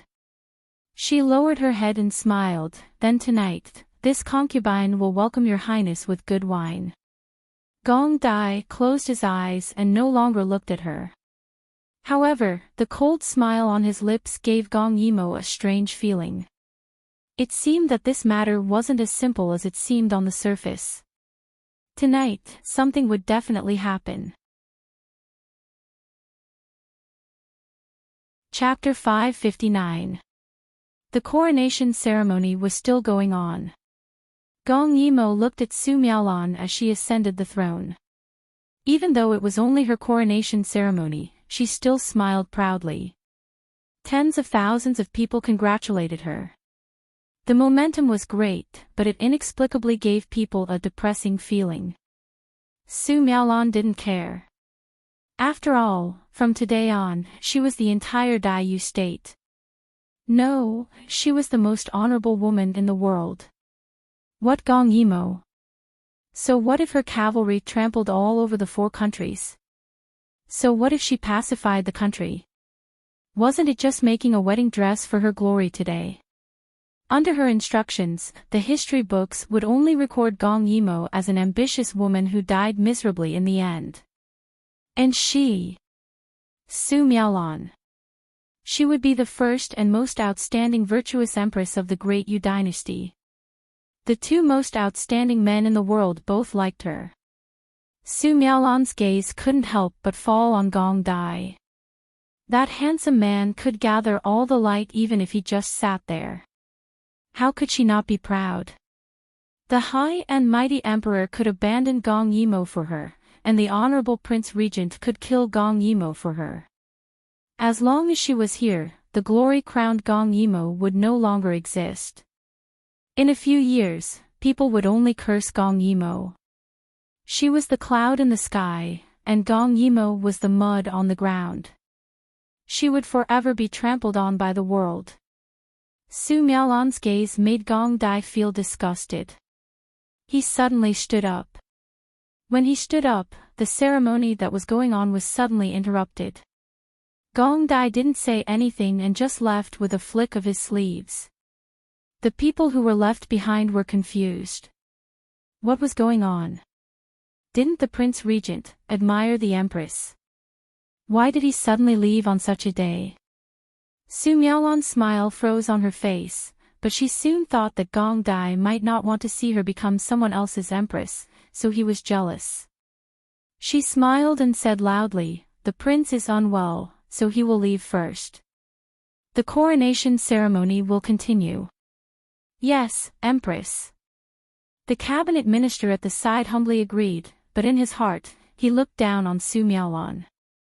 At that time, in order to marry His Majesty, this woman had used up all her tricks. Now that His Majesty was still ill, she had hooked up with the regent. Why would such a cold-hearted person like the regent treat Su Miaolon differently? However, considering the deterrence of the emperor and the prince regent, everyone could only swallow their disdain for Su Miaolon in their hearts and didn't dare to say a word. When Gong Yimo saw that Gong Dai had left, she wasn't in the mood to stay and watch Su Miaolon's performance. Therefore, she quickly followed Gong Dai and left. As soon as Gong Dai left, many of the old officials also left. This caused Su Miaolon's face to twist in anger. She memorized the names of those stubborn old fogies and planned to tell them to Gong Dai next time so that he could teach them a lesson. Those old officials were the remnants of the previous dynasty.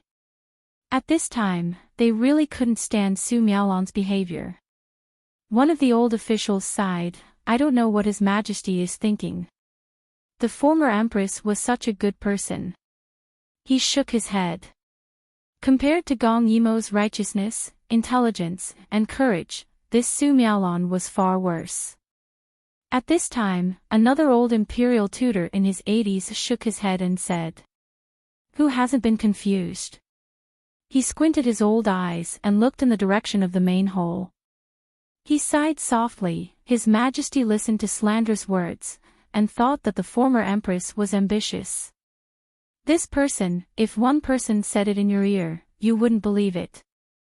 However, if many people said it, sigh. He shook his head and the old officials left together. Their backs were somewhat bleak. Gong Dai's pace was fast. Those people behind him tried to keep up with his pace, but they saw him stop. "Get lost," Gong Dai said in a deep voice. That hoarse and harsh voice shocked everyone present. It was as if an ice-cold knife had scraped their bodies. They hurriedly knelt down in fear and didn't dare to follow him anymore. Gong Yimo was also shocked. However, she wasn't afraid that Gong Dai couldn't see her. She followed Gong Dai and found that Gong Dai had gone directly to the main hall, Xiaoyang Hall. Gong Yimo looked at this place with some nostalgia. The entire palace had been expanded, but the only thing that hadn't changed was Xiaoyang Hall. All the previous emperors had lived here, so Gong Che also lived here. She couldn't tell what she was feeling. She had mixed feelings about seeing Gong Che soon. Originally, she thought that she hated him, but she found that she didn't have the desire to hate. Love, hate, whatever, seemed to have been let go and faded away. Therefore, she followed Gong Dai's footsteps and headed towards Xiaoyang Hall. She felt as if she was visiting an old friend who had deep entanglements many years later. Xiaoyang Hall was more magnificent than before. After experiencing internal strife and foreign wars, this hall had also begun to fade away. However, now that it had been refurbished, it didn't give off the feeling of showing off its abilities. It was as if it was growing like a person. Under the magnificent and domineering exterior, it wasn't luxurious. Instead, it was settled down, heavy, and steady. Its exterior was new and old and new. It was like the decline and rise of a dynasty, witnessing generation after generation of proud sons of the heavens. There was a profound silence. Gong Yimo walked within and her mood became tranquil. She even felt a little satisfied. She was satisfied with the neat golden bricks under her feet and the exquisite dragon on the wall. It turned out that in her previous life, not only had she created a bloody debt, but she had also laid the foundation for a prosperous era. She believed that as long as there was no more internal strife, in 10 years, Dayu State would be the most powerful country in the world. Moreover, the rise of the Communist Party not only showed the military strength of Dayu State, but it also promoted industrial development. Perhaps in a century, Dayu State would become the first industrial power. No one would dare to spy on this Eastern Dragon, because it was hundreds of years ahead of the world. And it would continue to be so. Therefore, at that moment, Gong Yimo finally felt a little better. After returning from the battlefield in her previous life, she seemed to have been traumatized. Therefore, she was always immersed in killing. In her dreams at night, she would always dream of a bloody debt. Therefore, in her previous life, she was disheartened after taking off her armor. Now, the trauma in her heart had mostly healed in the other world. When she returned, she could finally look at her life objectively. In her short 30 years in this space, she represented a dark and chaotic era. She ended this era with her own hands and used war to develop the world. Then, with her death, she tore away the blood-stained history and ushered in a brand new page of this era. Perhaps the heavens pitied her and allowed her soul to return to this world in this dreamlike state. It had to be said that in the depths of her heart, the anger that had been suppressed and buried had been smoothed out. Whether it was the pain of betrayal, the nightmares of destruction, the anger that couldn't be vented, or the helplessness and hatred that couldn't be explained, they all seemed to have been slightly released. As for the rest, perhaps with enough time, she would be able to completely forget about it. When the palace servants saw Gong Dai arrive, they all hurriedly bowed. Gong Dai's face was cold, and he didn't look sideways. He went straight to the emperor's bedroom, but he was stopped by someone. Chapter 560. Gong Yimo remembered that he was Gong Che's advisor, Shuiyang. He was highly valued by Gong Che in this life. Your Highness. His Majesty is still resting. He stood in front of Gong Dai. He was the only one who dared to stop Gong Dai. Gong Dai narrowed his eyes, looked at him, and sneered. Get lost. Shuiyang acted as if he didn't hear anything. He had a smile on his face as he said humbly, "Your Highness, can't you wait for a few days?" He sounded as if Gong Che only had a few days left to live. Gong Yimo was a little shocked. This person, he didn't seem to be that loyal to Gong Che. He could still smile and say such things when the emperor was seriously ill. She watched from the side and suddenly felt that after she returned from the battlefield in her previous life, she didn't pay attention to these things because of the trauma in her heart. Now, it seemed that there were problems everywhere. Gong Ju faintly stared at Shuiyang. At this time, his identity as the great regent and his imposing manner could make everyone tremble. Shuiyang was no exception. He was finally defeated by Gong Ju's gaze. "Your Highness, please don't provoke His Majesty anymore." He finally lowered his head and said on the ground. Gong Dai couldn't be bothered to look at him again. He directly pushed the door open and entered. A strong smell of medicine hit them in the face, causing Gong Yimo to frown. Gong Dai acted as if he didn't smell it and walked straight into the room. On the luxurious dragon bed, Gong Che was originally resting with his eyes closed. When he heard that someone had come, he wasn't surprised. When he opened his eyes and looked at Gong Dai, his eyes were filled with the aura of death. Gong Yimo finally saw the Gong Che of this life. She panicked and covered her mouth. It had only been half a year, why was he so haggard? Gong Yimo looked at Gong Dai in bewilderment. Could it be that Gong Dai really wanted to become the emperor, so he secretly poisoned Gong Che? It was no wonder that Gong Yimo would think this way. Gong Che was really too scary right now.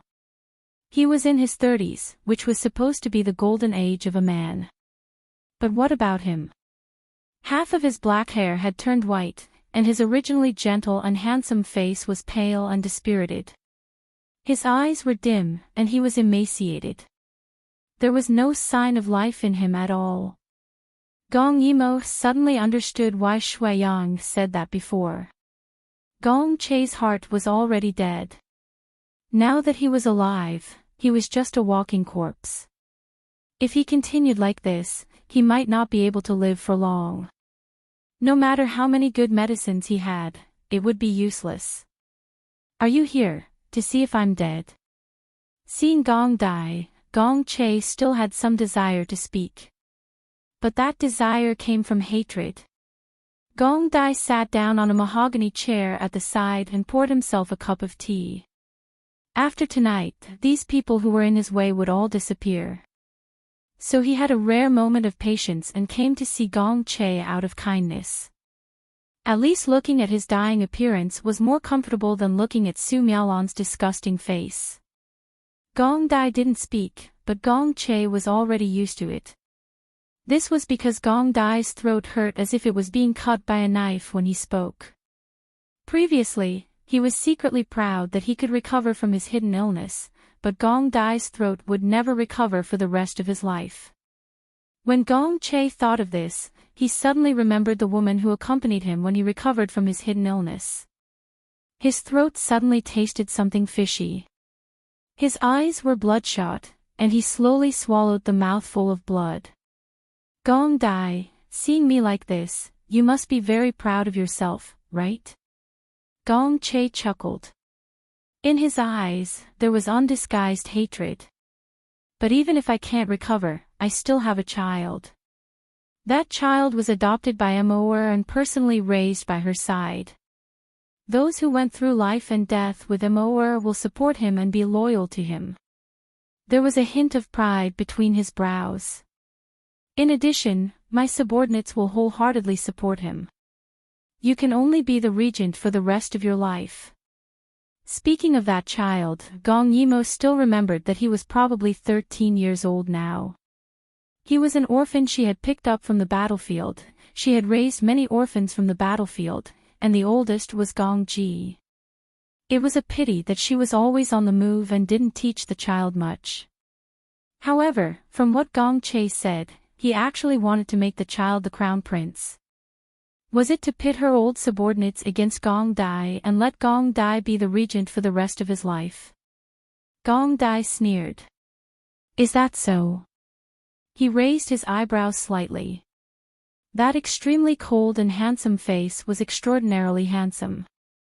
His tone was mocking, but he didn't continue. Gong Che heard the mockery in his words and sneered.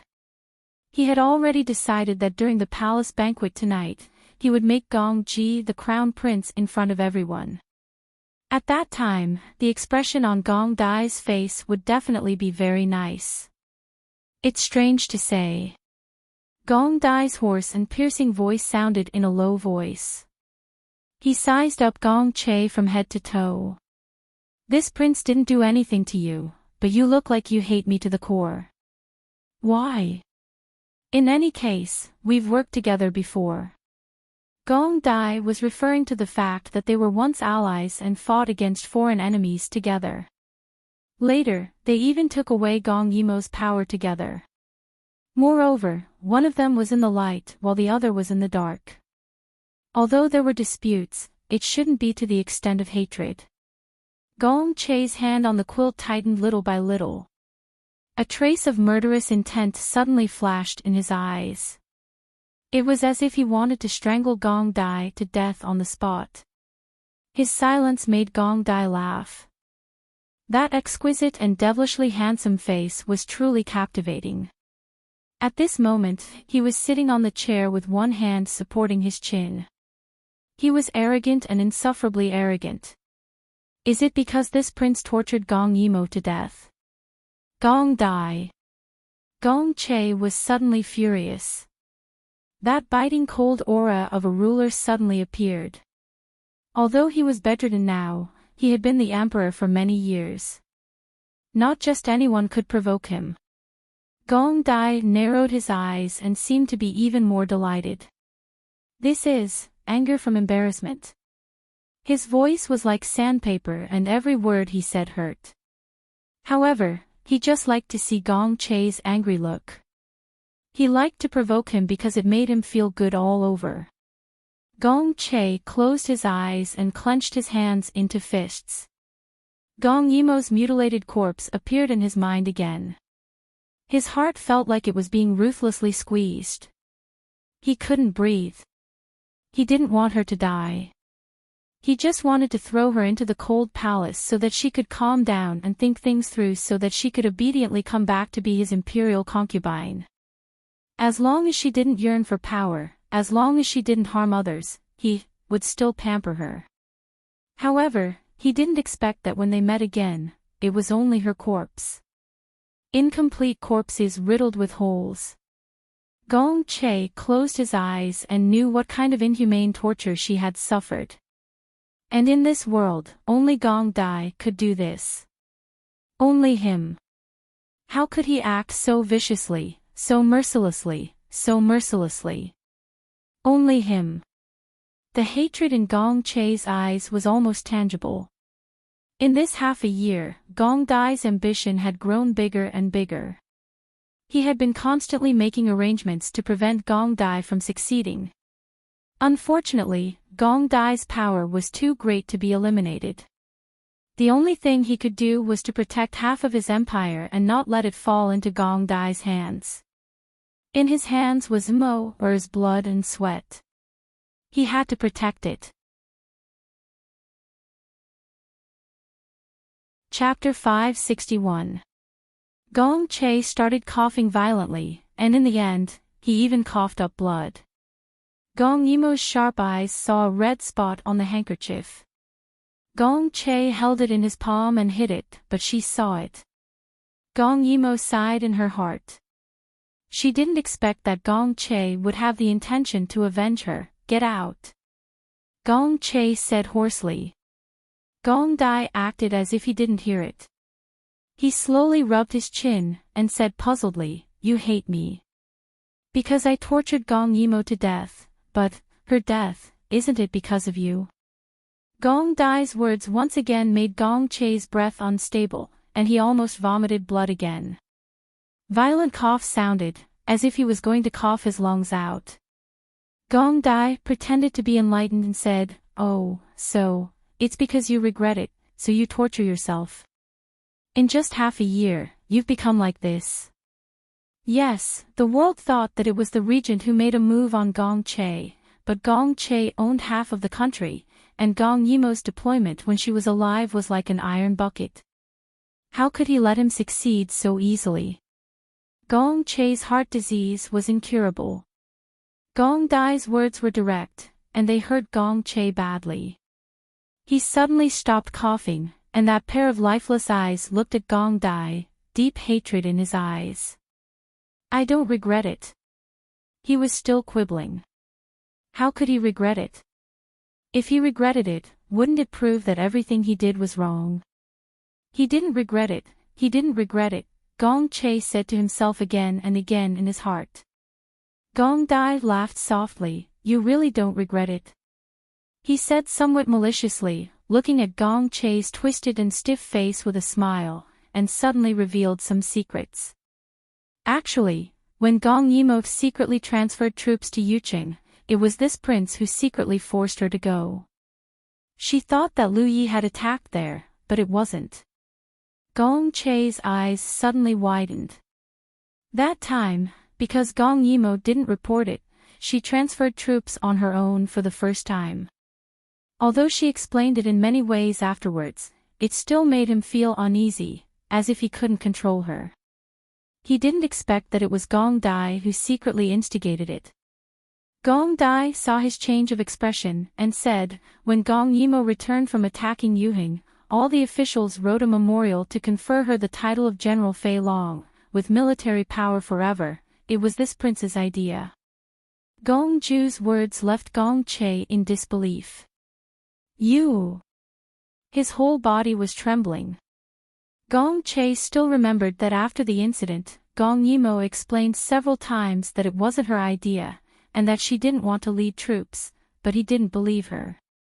He thought that it was the result of her coveting power and pressuring the officials, so he gradually became suspicious of her, and the couple fell out. He didn't expect that it was also Gong Dai. It was actually Gong Dai. Gong Dai leaned against the chair, as if he thought of something, and said again. "Also, at that time, you suspected Gong Yimo and didn't want her to lead troops to Yuqi, and wanted to lead the troops personally. It was also this prince who told her that you were afraid of her Long Yuan army, and wanted to take the opportunity to kill those loyal to her in Lu Yi. I also told her that since Yuqi was the only country left, when she returned and handed over the military power, you would naturally believe her, so she insisted on leading the troops, and so on, and so on." Gong Dai. Gong Che suddenly reached out to him. His thin and pale hand was like a ghost's claw. His knuckles were white, as if he wanted to strangle Gong Dai's neck. But he couldn't do it, he felt breathless just by moving. In the end, he could only put down his hand and ask in a hoarse voice. "Why? Why do you want to drive a wedge between us?" His neck was filled with blood, and the veins spread to his face, looking sinister and terrifying. He looked at Gong Dai, as if he wanted to eat his flesh. "This prince, drive a wedge between you two." Gong Dai seemed to have heard a joke, and he also laughed along, but his eyes were like a god, looking at Gong Che with pity. "You are unreasonable, you are this prince's opponent, what is wrong with this prince doing this?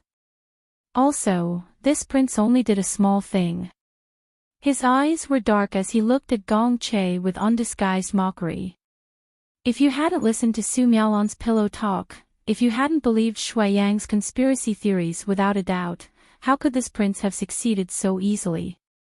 This prince only gave a hand to the situation that had already happened. How did it become this prince's responsibility?" Su Miaolan said that Gong Yimo was ambitious, and that she secretly mobilized the troops because she wanted to cultivate a private army, and you believed her. Su Miaolan said that Gong Yimo forced her father and others to write a letter and title herself as the Flying Dragon General, and you believed her. Su Miaolan said that Gong Yimo didn't want to give up her power because she wanted to be an empress, and you believed her. So when she came back, you couldn't see Gong Yimo's state of mind, and you anxiously made her a mere figurehead. Gong Dai's eyes contained a trace of cold light, and he smiled and asked, "All of this, was this prince really driving a wedge between you two? It was you who didn't trust the person who slept with you."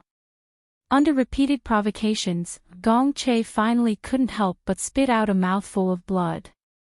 Su Miaolan, Shui Yang, and himself, Gong Che asked himself, if he really trusted Gong Yimo, would those people have a chance to succeed? And Su Miaolan, a trace of hatred flashed in his eyes. Previously, he thought that Su Miaolan was an understanding flower, gentle but not threatening. Although she had some ambition, she only wanted to climb up to him, so he was at ease.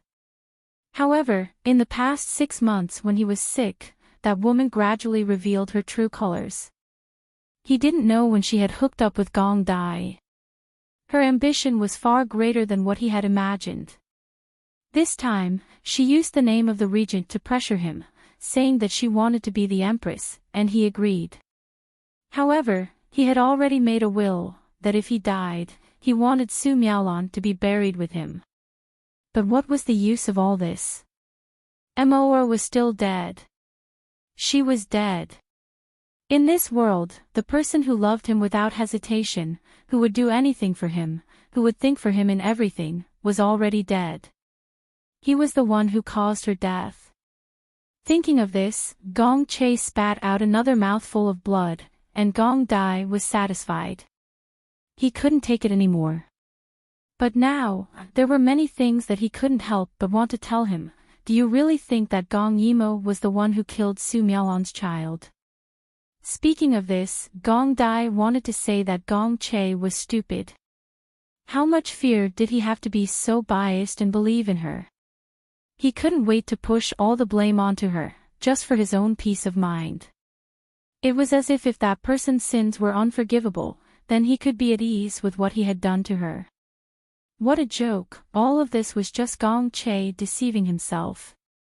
Although Gong Yimo's power had been taken away, her influence was deeply rooted in people's hearts. As long as she opened her mouth, many people would be willing to sacrifice their lives for her. Not to mention killing a child, even killing Su Miaolan would be an easy task.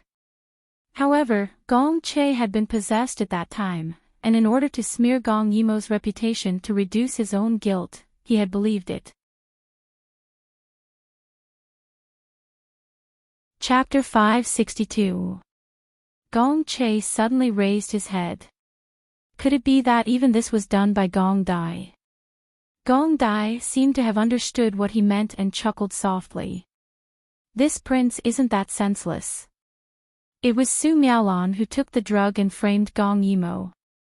Poor Gong Yimo's state of mind was obviously unstable after she left the battlefield. She didn't even have the strength to defend herself. She took the blame for nothing. Su Miaolan. Gong Che only felt his vision darken. So Su Miaolan had already hooked up with Gong Dai that early on. It was much earlier than he had imagined. He knew that Gong Dai wouldn't lie to him because Gong Dai disdained to do so. But, Emor has already become a mere figurehead. Why did you still kill her? Why? It turned out that this was the only reason Gong Che had been brooding and unable to let go. Why did he want her to die? She didn't do anything wrong. Why? Gong Dai laughed at him. He didn't know how this silly brother of his was so lucky to meet someone like Gong Yimo who treated him wholeheartedly. Because of her influence in the military. As long as she lives, she can protect you for another day. Gong Dai's face darkened and his voice became more and more gloomy. As long as she's here, this prince will tolerate you for the rest of his life. I don't know what part of you she sees in you. As long as you're in trouble, she won't ignore you even if she's disheartened. Gong Dai didn't want to be the emperor, but he alone was enough for the peak of power. Gong Che was still furious. But you and Su Miaolan. Didn't you already make her give up on me? Why do you still want to kill her? You even want to torture her to death. Gong Dai said softly, you have to ask your good empress. It's all her idea. Gong Dai frowned with some difficulty. In order to make Su Miaolon obedient and help him with some matters, he naturally had to make that stupid woman lower her guard. She wanted Gong Yimo to die. In any case, Gong Yimo was going to die. What did it matter how she died? Su Miaolon, it was actually Su Miaolon, it was indeed Su Miaolon. He had already guessed it in his heart, but when Gong Dai said it out loud, it seemed to drain all of Gong Chei's strength. After Immerse's death, Su Miaolon gradually revealed her true nature. She even revealed the rumor that Gong Dai had feelings for her. Before Immerse's death, he hadn't discovered all of this. It could be seen how deeply these two people had hidden themselves.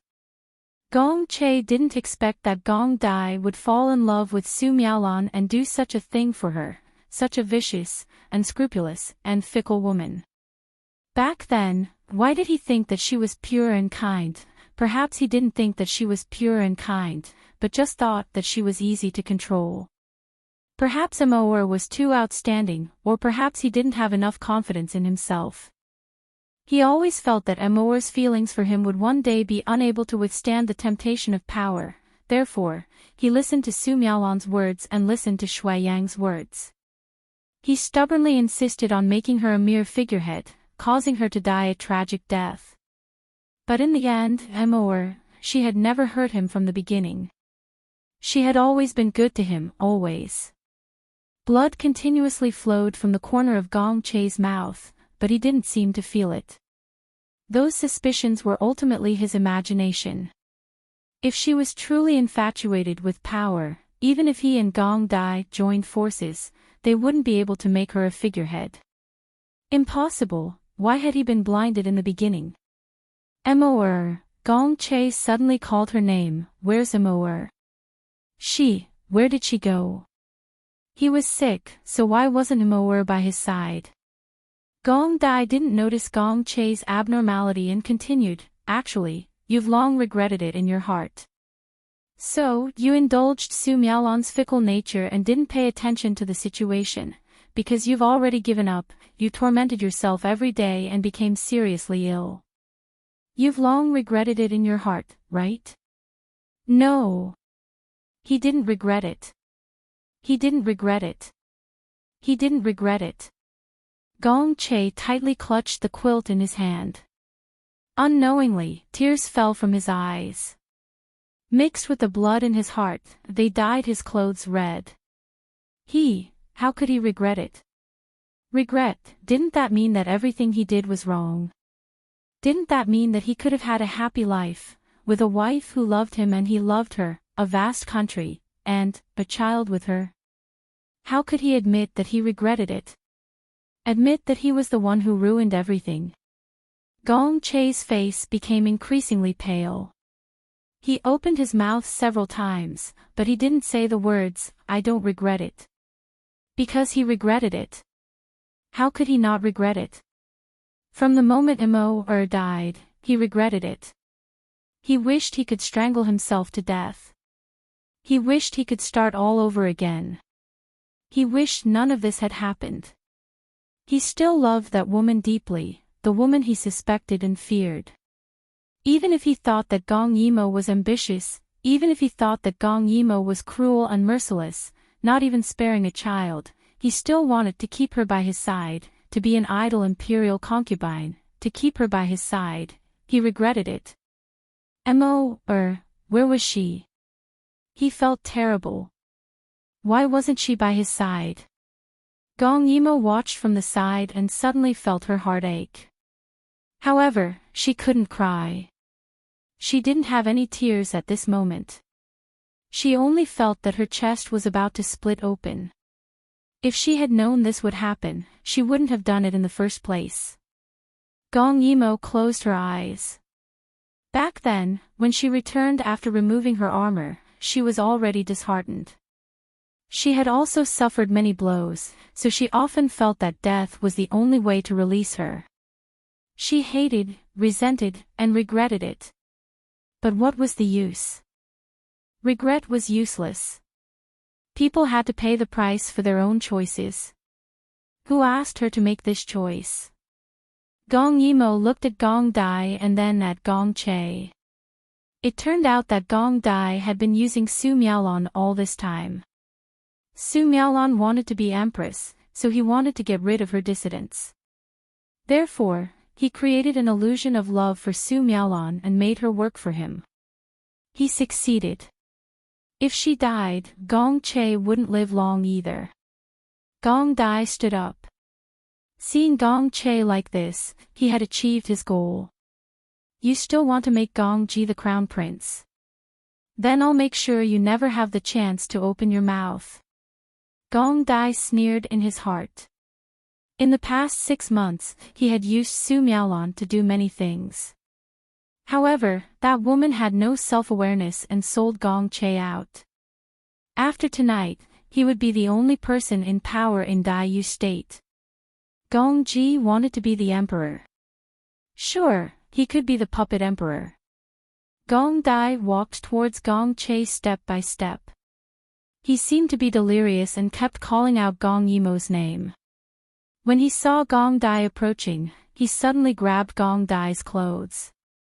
Zhen, where have you been? Why did you only come back now? Gong Yimo had used a fake name when she first changed her name to get close to Gong Che. Later, when Gong Yimo's identity was revealed, Gong Che began to call her Moer. In fact, in the first few years, he had called her Gong Yimo Zhen. Gong Dai pulled at his clothes in disgust. Sometimes, I really envy you for having someone like Gong Yimo wholeheartedly for you. Chapter 563. A trace of sadness flashed across Gong Dai's eyes, but it was so fast that no one saw it. He thought about how he had been released from the cold palace at the age of 13. He had been tortured, poisoned, mute, and beaten. He had endured all these hardships alone. He had been jealous of Gong Che. They were both the emperor's children, and they had both suffered. Why did Gong Che have such an outstanding person to help him wholeheartedly, to help him through all the hardships? And he had to bear all this alone. Why? How was he any worse than Gong Che? Gong Dai's eyes were filled with hostility, and he was filled with murderous intent. Those who had offended him, those who had harmed him. He would not let any of them off. He wanted to use their blood to wash away the resentment in his heart. Moreover, what right did others have to have what he couldn't have? Gong Dai left, but Gong Yimo did not follow. She looked at Gong Che's despondent appearance and sighed slightly. He was the first person she had treated wholeheartedly. She had killed for him and died for him. He was also her brother crown prince, and he had treated her well for many years. Putting aside her hatred, she only looked at his haggard appearance. No matter how much hatred she had, it dissipated as if there was nowhere to vent it. It was undeniable that there had been happiness between the two of them. It was just that it had been worn away by resentment and faded, and it could no longer cause any ripples.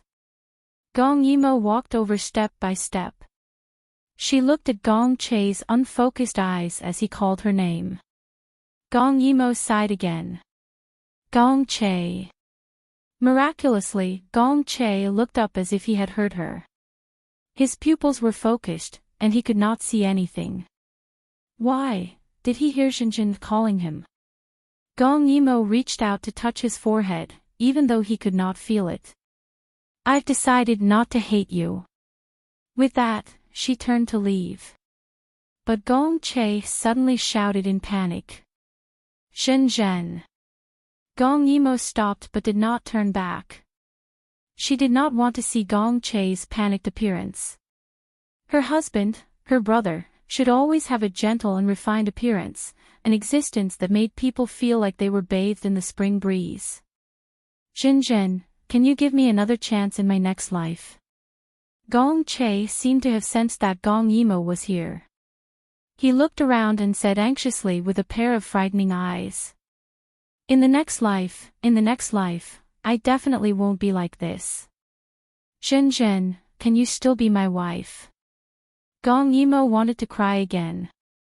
She knew very well that there was no such thing as a next life. However, Gong Che's half-white hair once again appeared in front of her eyes. No matter how bitter she felt, in the end, she didn't say anything cruel. She only sneered. Instead of looking forward to the next life, why don't you look forward to being reborn? Because in her next life, she already had Gong Dai and only Gong Dai. Since she had decided, she would not change her mind. If Gong Che really regretted it so much, he might as well be reborn and return to the day they first met. However, she didn't want to meet him again. After Gong Yimo left, Gong Che was strangely quiet. He obviously couldn't hear it, but he seemed to have heard it. He was so happy that Jin came to see him just now and said that she didn't blame him anymore. But what should he do? He must be very ugly. Would Jin still like him? Gong Che was worried about personal gains and losses. He sometimes laughed and sometimes cried. It was obvious that he had gone crazy. And no one knew about all this. After the conferment, there would be a big banquet. All the court officials and their wives would attend. The emperor would also appear, completely establishing Su Miaolan's identity.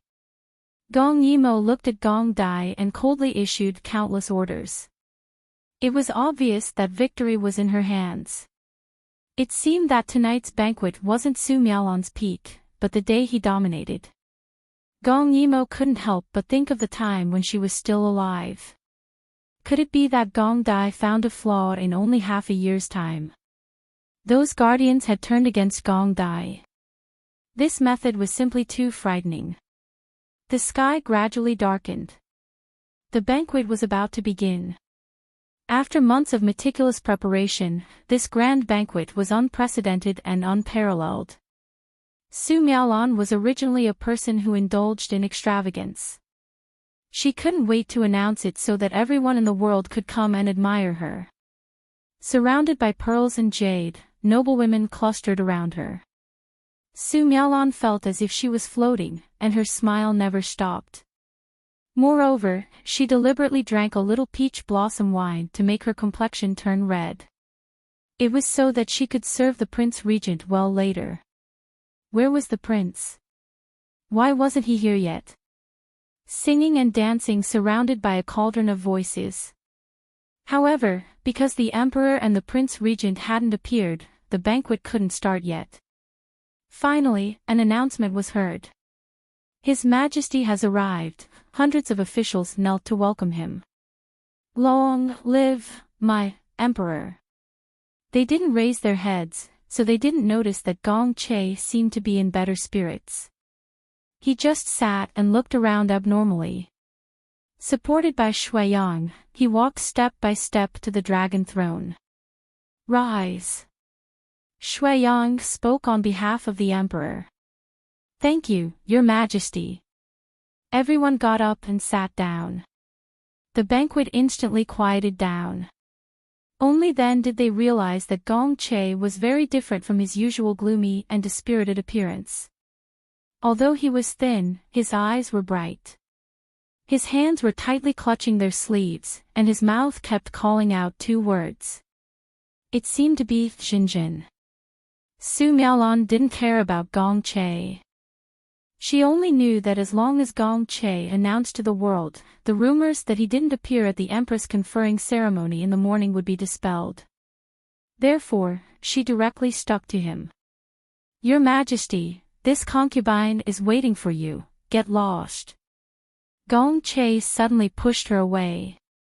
He panicked and said to the air, Zhen, are you okay? I won't let her touch you. His appearance made everyone look at each other, not knowing what to do.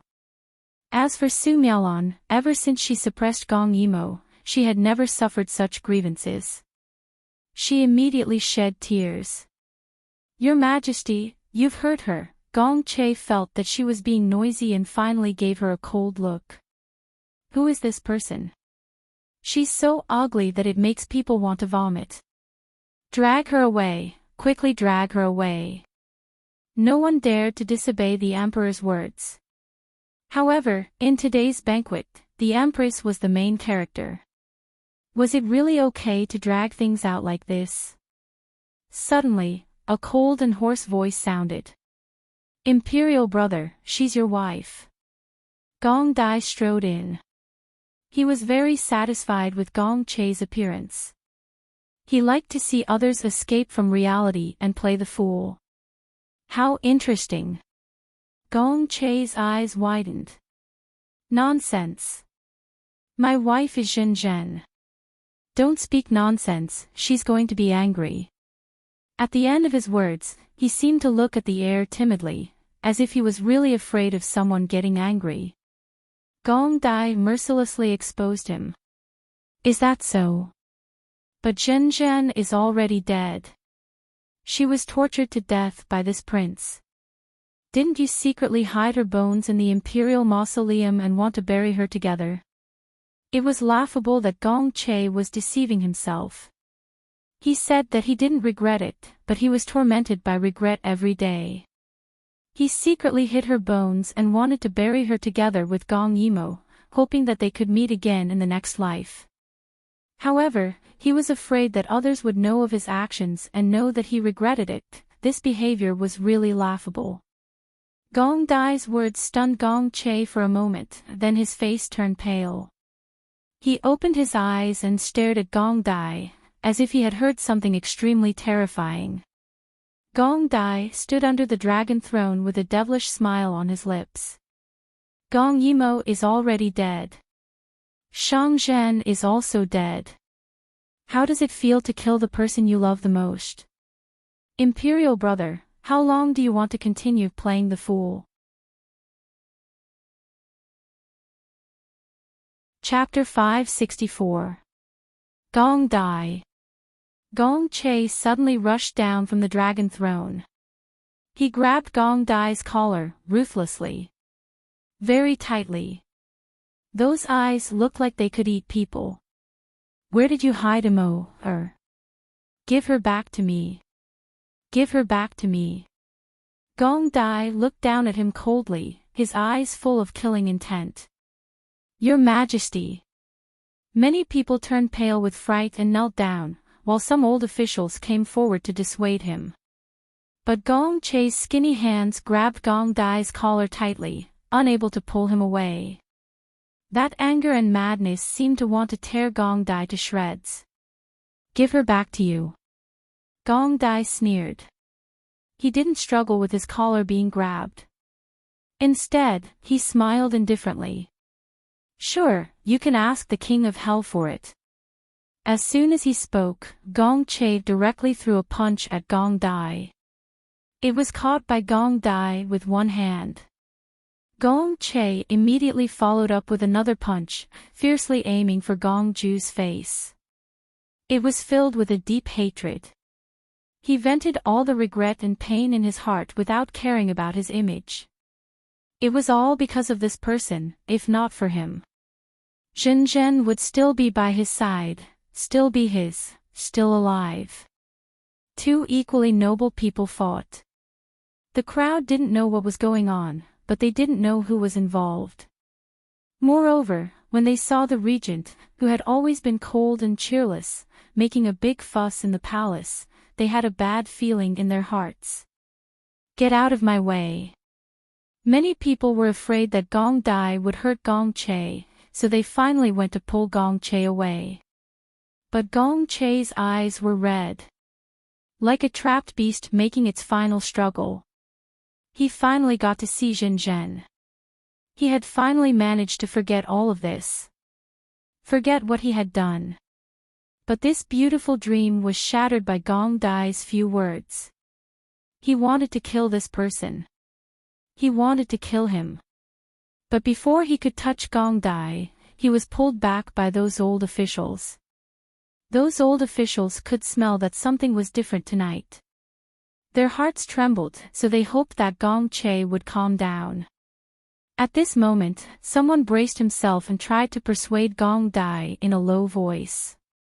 "Your Highness, there's no need to rush." He knew about Gong Dai's deployment tonight, so he felt that there was no need for Gong Dai to mess around with Gong Che at this time. It would be a loss of grace for no reason. Scram! Gong Dai was much more direct than Gong Che. His eyes swept across the crowd coldly. No one dared to approach him or say another word.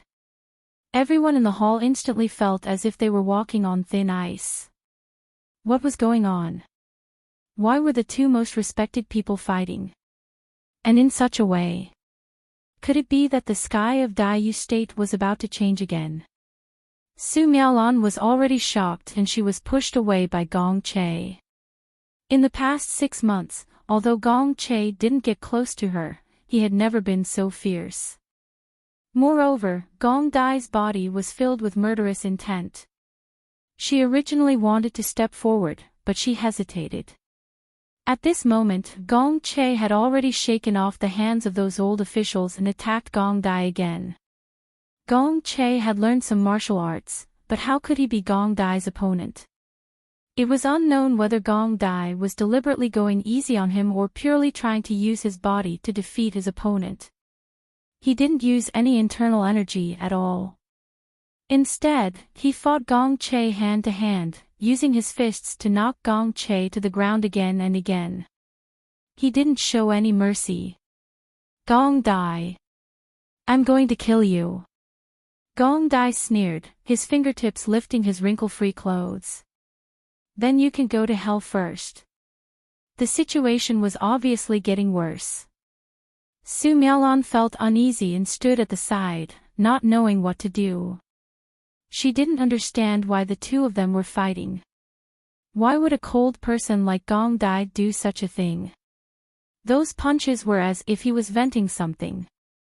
And Gong Che, wasn't he the most concerned about decorum? Why would he fight with Gong Dai on such a day? Wasn't today her big day? Why was she so afraid? It was as if something had broken free from her control. The onlookers were also frightened. They wanted to pull people away, but the two of them were obviously angry. Wouldn't they be courting death if they went forward? Gong Che took a punch, causing the palace servants around him to be afraid. They were afraid that Gong Che would be beaten to death by Gong Dai after a long period of illness. Gong Che panted and rushed over, but he couldn't even touch the corner of Gong Dai's clothes. "Why did you kill her?"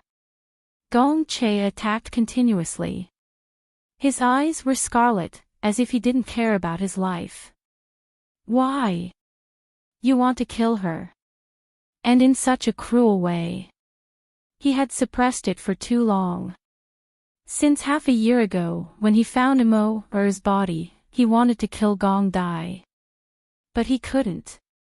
So he had suppressed it for too long. In his dreams at night, Immerse refused to enter his dreams. She must be blaming him for not avenging her.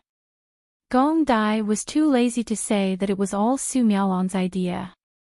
He sneered and said what he really thought. "Because she is my opponent. You're not worthy." At that moment, Gong Yimo, who was coldly watching from the side, suddenly felt her heart skip a beat. She glanced at Gong Dai. Gong Dai grabbed Gong Che's fist and mercilessly threw him onto the golden floor again. He looked down at him from above and saw that he couldn't even get up. "Look at you. You're just mud that can't be supported. What do you think you have that allowed you to be on equal footing with me for so many years?" Gong Dai walked towards him step by step. His black hair moved without any wind. His eyes were filled with coldness and disdain. "What do you think you have that allowed you to sit on the throne? Benevolence and humility. Erudite and multi-talented. Ha ha ha ha." Gong Dai laughed loudly. His voice was deep and ear-piercing. It made everyone present feel a deep chill. They suddenly realized that the regent was about to force him to abdicate. This thought made them afraid, but they had a premonition that this day would come. They knew it when the late empress died, but they didn't expect it to come so soon. Gong Dai stood in front of Gong Che, who was sitting on the ground. It was like looking at a clown. Without Gong Yimo, you are nothing. All this time, this king has only treated her as an opponent. She is this king's only opponent.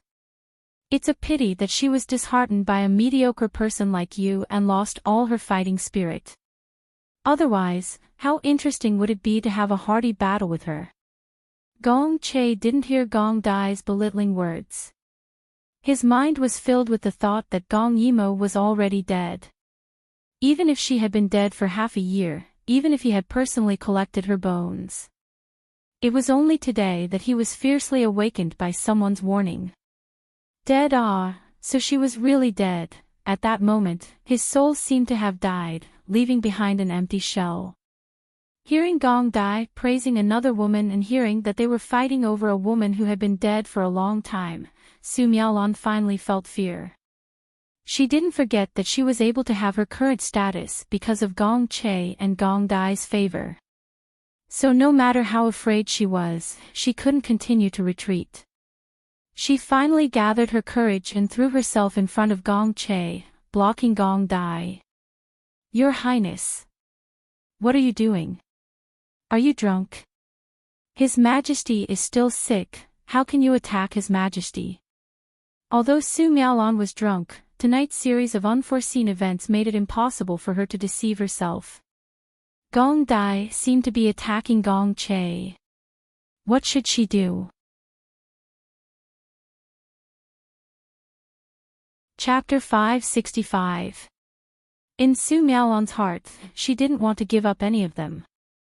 Gong Che's gentleness and Gong Dai's dominance, she wanted them both. She had always been a greedy person.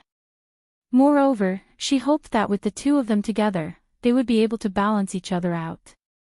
After all, if she was popular, these two men would value her more and allow her to be like a fish in water, taking care of both sides. However, if Gong Che died, she asked herself honestly, she really didn't have the confidence to completely control Gong Dai. However, what she didn't know was that Gong Dai didn't want to tolerate her anymore. Originally, he had forgotten about this woman and was too lazy to settle the score with her. However, he didn't expect her to jump out. What a joke.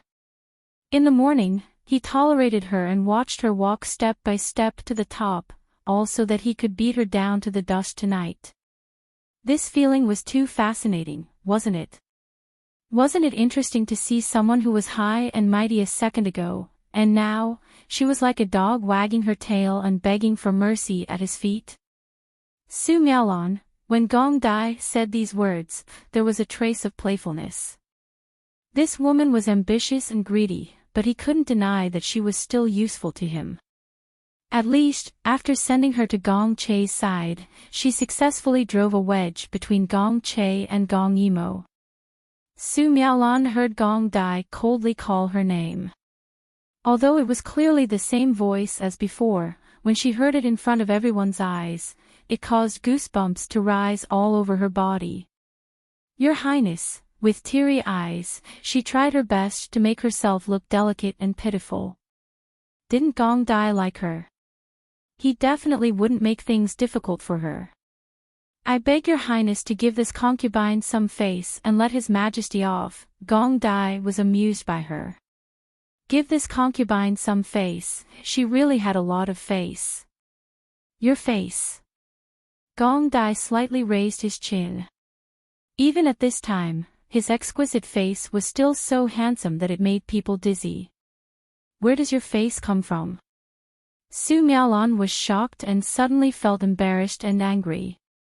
There were so many people around and they all knew that Gong Dai treated her differently. However, his words were so straightforward that it made her lose face. However, Gong Dai's coldness made her feel more and more uncertain. She hesitated and finally, under everyone's gaze, she raised her head and said with a red face.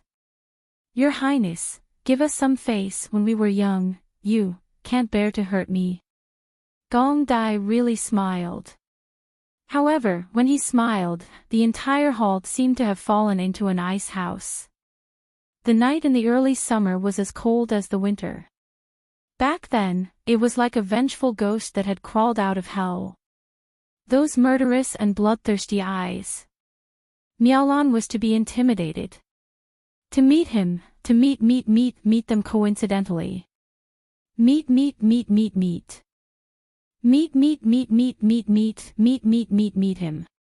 Meet him, her, intentionally or unintentionally or not.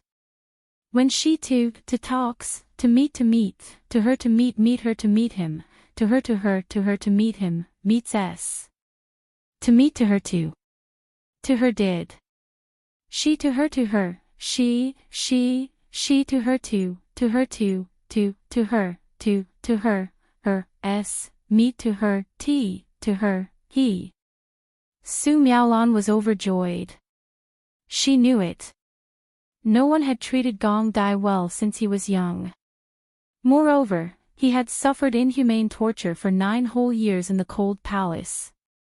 From what she knew, he had been beaten by the palace servants, poisoned and turned mute. Those ruthless eunuchs would resort to any means necessary to humiliate people.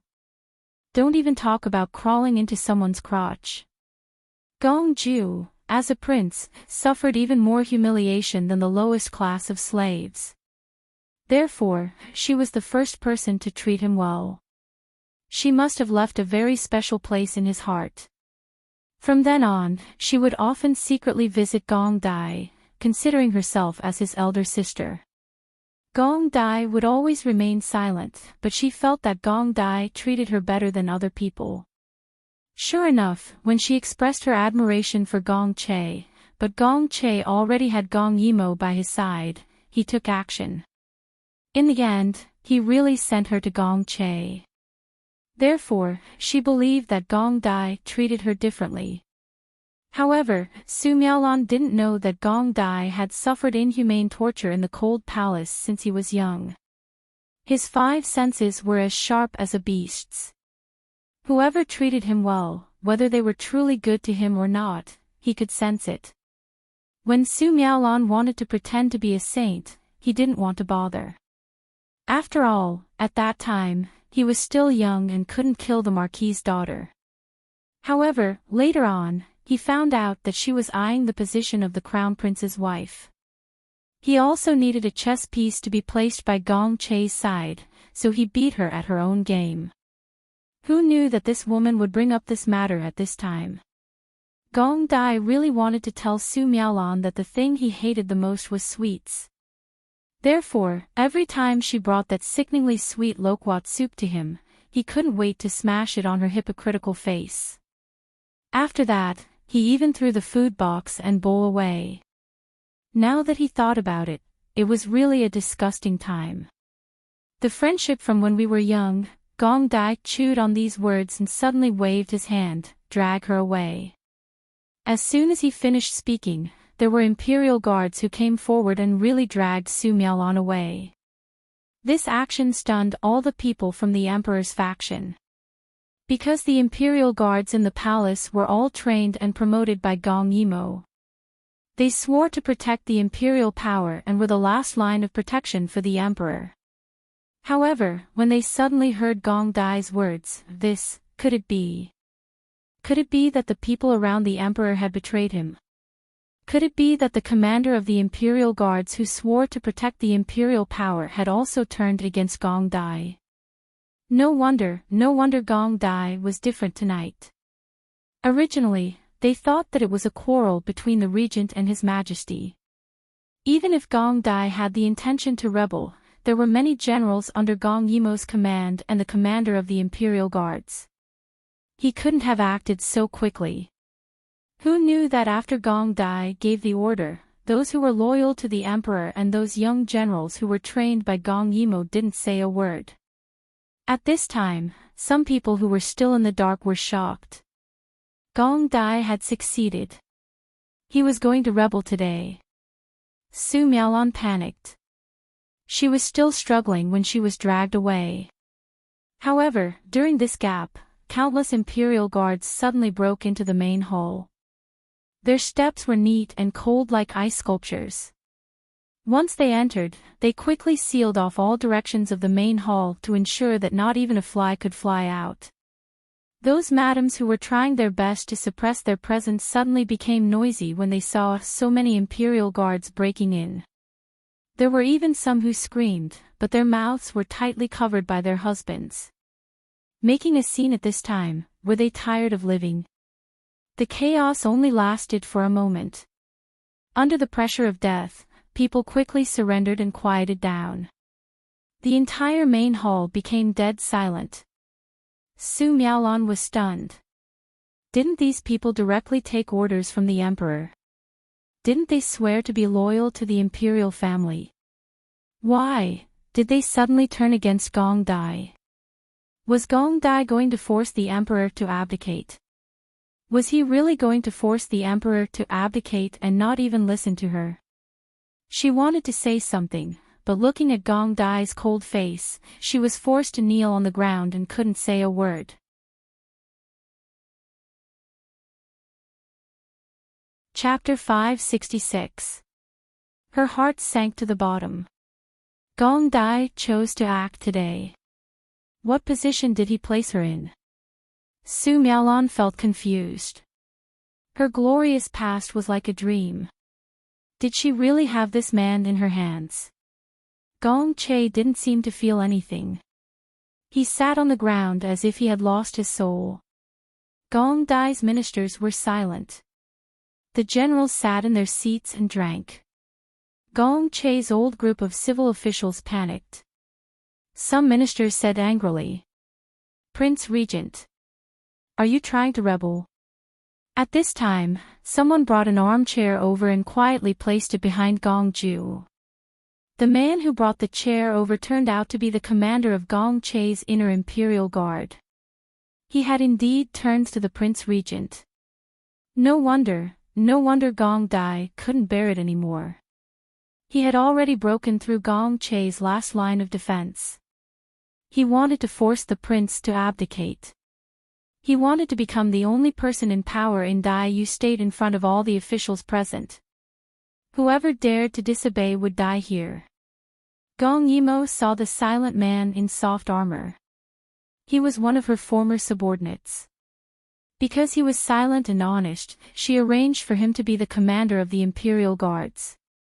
He was so happy that he swore in front of her that he would protect the emperor and her with his life. But he betrayed her in just half a year. "Li Suanian, how dare you betray His Majesty?"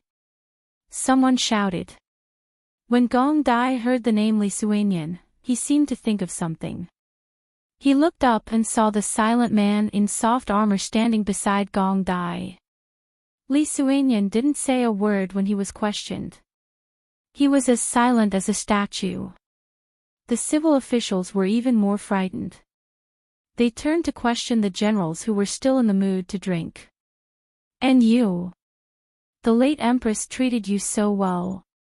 She only died half a year ago. Is this how you repay her?" The generals were all cold and indifferent. Hearing this, no one paid any attention. They continued to drink. The youngest general couldn't help but hold his wine cup and sneered. "Each and every one of you enjoyed the peace brought by the previous empress, but for the sake of benefits, you supported Su Miaolon to ascend to the position of empress. Is this how you repay her?" The more he spoke, the angrier he became. His knuckles gradually turned blue as he gripped the wine glass. Once he got angry, the person who spoke was immediately forced to kneel down by the imperial guards. He said angrily, still unwilling to give up, "The former empress entrusted His Majesty's safety to you, and you also swore." At this moment, Li Suanian suddenly glanced at Gong Che. There was only coldness on his dark face. He also swore to only love the empress. However, as the emperor, he was unable to do so. "Ha!" Li Suanian smiled stiffly. "He's not worthy." He was not worthy of their loyalty. Yes, they were the people left behind by the late Empress.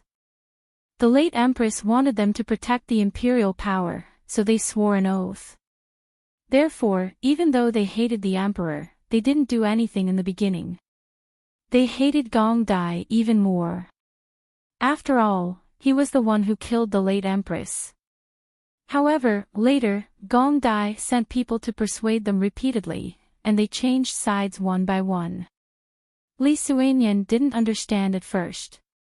When he caught the first person who changed sides to Gong Dai and questioned him, he smiled and told him the reason for the betrayal. He said that the Empress ended up like that because of the regent's ruthlessness, but wasn't the Emperor the most hateful person? The regent and the Empress were on opposite sides. What was wrong with the regent getting rid of his dissidents? But what about the Emperor? The Empress was so good to him. No matter how big or small, she wanted nothing more than to present the best of everything in the world to him. But how did he repay the Empress? When the Empress returned from the battlefield, she was restless and regretful every day, but he removed her from the position of Empress. He swore to only love the Empress, but he doted on a woman who was nothing but hypocritical. He slandered the Empress for being ambitious. Because of fear, he took away the Empress's power. Yes. The regent was too much. However, the regent was right about one thing. The Emperor could only atone for his actions with his death. At that moment, something seemed to break in Li Suanian's heart. His mind was full of the Empress when she was alive. Finally, a few days ago, he agreed to the regent. And the regent promised that as long as he changed sides, he would allow Gong Ji to be the Emperor. So, Li Suanian agreed to cooperate with him. Gong Dai also completely conquered the last line of defense around Gong Che. Gong Che smiled bitterly when he heard Li Suanian's last words.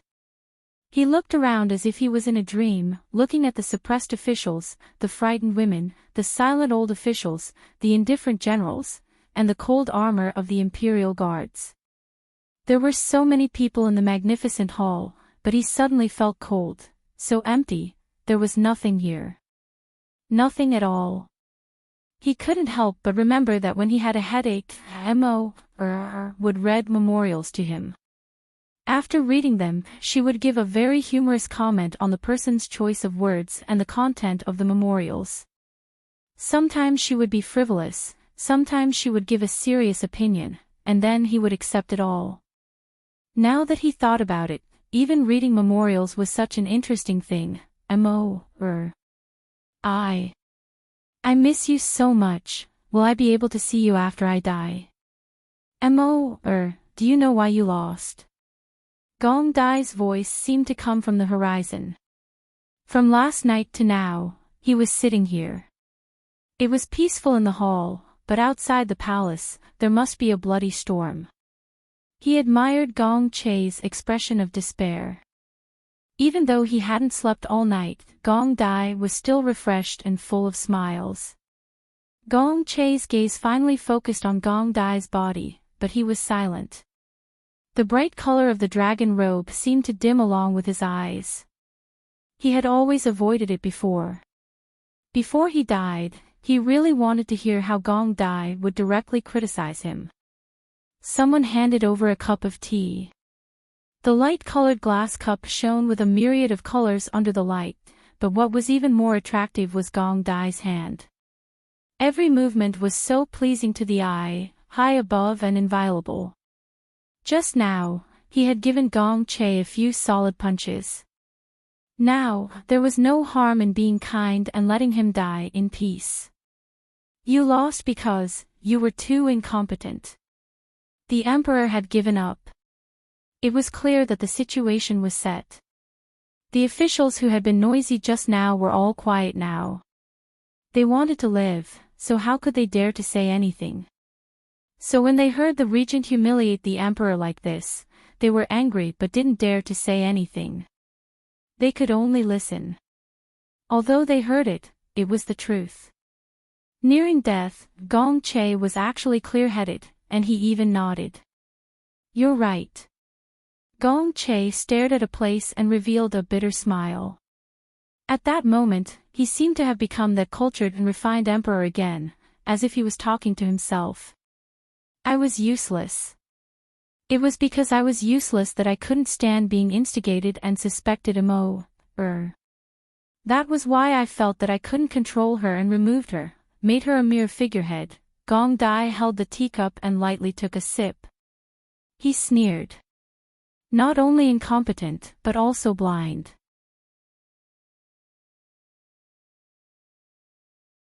Chapter 567. When Gong Dai said this, he glanced at Su Miaolan, who looked as if her soul had left her body. At this moment, her face was filled with panic. Being stared at by Gong Dai like this, she shrunk back and lost all her courage. This kind of woman really couldn't compare to that woman who was like the morning sun. Su Miaolan was awakened by this glance. She didn't know what to think, but she suddenly struggled to break free from the Imperial Guard's hand and rushed over. The Imperial Guard wanted to stop her, but Gong Dai calmly stopped her. He wanted to see what kind of fun this woman would bring him in the end. Your Highness. Su Miaolan's heart was in a mess. She felt that things had suddenly gone out of control. The fear of the unknown made her tremble. Just a moment ago, she dared to swear that Gong Dai treated her differently and that the two most outstanding men in the world both liked her. But at this moment, she suddenly wasn't sure. However, she still didn't give up and still held on to the fluke. Gong Dai lowered his eyes and glanced at her. She originally wanted to hug Gong Dai's leg, but under his cold gaze, she didn't dare to reach out her hand. In the end, she only dared to pull on the corner of his clothes. Your Highness, if you do this concubine is scared. At this moment, because of the fear in her heart, she didn't dare to speak carelessly. Her delicate and pitiful appearance really moved one's heart. Gong Dai suddenly asked with a smile, "What are you afraid of?" He blinked and didn't wait for Su Miaolan to answer before continuing. Sister Su, if it wasn't for you, this prince wouldn't have been so successful. Within half a year, we were able to break through the defenses of the palace and obtain all the military maps left behind by Gong Yimo. If it wasn't for you, Gong Yimo wouldn't have died so easily. Speaking of which, you are someone who has contributed greatly. Why are you afraid? The military maps weren't really related to military affairs. During the chaos of war, Gong Yimo had spent countless time and was full of hope for the future after the country was stabilized. The deployment was very detailed, including the construction of legislation, the establishment of government, benefiting the people, and the establishment of a career. It was Gong Yimo's painstaking effort. Many sleepless nights, she relied on the fantasy of the future to support herself. Gong Dai had only seen a small portion of the things she left behind by chance. However, he was keenly aware of their importance. Unfortunately, Gong Che had hidden the things left behind by Gong Yimo extremely well. Thus, he was able to borrow Su Miaolan's hands to get what he wanted. Gong Dai highly recognized Gong Yimo's talent. It was laughable that Gong Che had treated the military maps as something left behind by Gong Yimo. Su Miaolan had treated the military maps as useless waste paper. The ministers thought that Gong Yimo only had talent in military affairs and didn't value the documents she left behind. In the end, the people who truly understood her were actually her enemies in this life. Gong Yimo looked at everything like a bystander. Suddenly, she felt that she wasn't as afraid of Gong Dai as before. It wasn't for anything else, but because he was the only person in this world who understood her thoughts. He was her only opponent in this world, and also her confidant. Indeed, Gong Dai had treated her as his highest goal and worked on her step by step, conquering her inch by inch.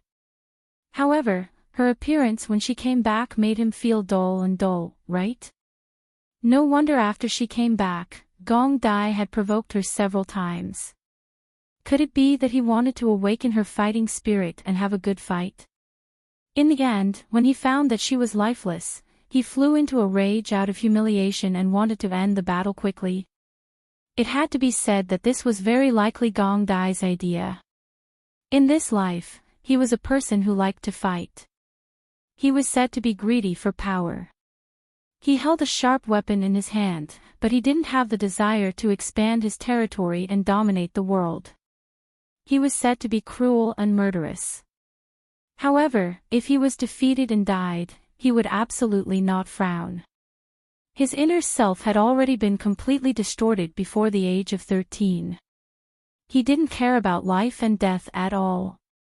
He only wanted to live without restraint.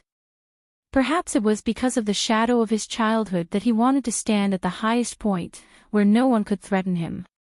Then, he would find some interesting people and interesting things to do to pass the time. For example, watching others wagging their tails at his feet and begging for mercy. The more Su Miaolon listened to Gong Dai's meaning, the more she felt that something was wrong. I'm a meritorious person. She muttered to herself, completely ignoring the disgusted eyes of the people present after hearing Gong Dai's words. Regardless of their standpoint, everyone still admired Gong Yimo from the bottom of their hearts. However, this fickle woman took advantage of Gong Yimo's sorrowful state to use Gong Chei's suspicion and Gong Dai's power to step on her. She was really despicable. Gong Dai nodded. His handsome facial features were like that of a god. That's right. This prince has always been generous to meritorious people. After speaking, Gong Dai reached out his hand to lift Su Miaolon's face. Su Miaolon suddenly realized that this contact was actually the first time Gong Dai had touched her. Previously, she thought that Gong Dai liked her and thought that she was special. In the past 6 months, she had used Gong Dai's name to intimidate others. However, she had never thought that Gong Dai wasn't even willing to touch her. Was she really special in Gong Dai's heart? She was different. At least, Gong Dai hated everyone, especially her. Gong Dai narrowed his eyes. He didn't know why, but he suddenly recalled the scene of the martial arts competition. At that time, he wasn't as good as Gong Yimo. After she defeated him, she had a proud look on her face. Tell me, how do you want to die? Gong Dai collected his thoughts and asked with a smile, there are many ways to die in this prince's dungeon. As a reward, this prince will allow you to choose one. Su Miaolon's eyes widened. The way to die in Gong Dai's dungeon. She shuddered. Back then, when Gong Dai asked for the military map, she took the opportunity to instigate Gong Dai to capture Gong Yimo. She also wanted him to inflict those terrible punishments on Gong Yimo. At that time, she was very excited when she saw it in the secret room. But at this time, Gong Ju said that he wanted her to choose one of those horrible punishments to die. Seeing that she didn't speak, Gong Dai was a little dissatisfied and slightly raised his eyebrows. What? Sister Su, you don't want to choose because you want to try them all.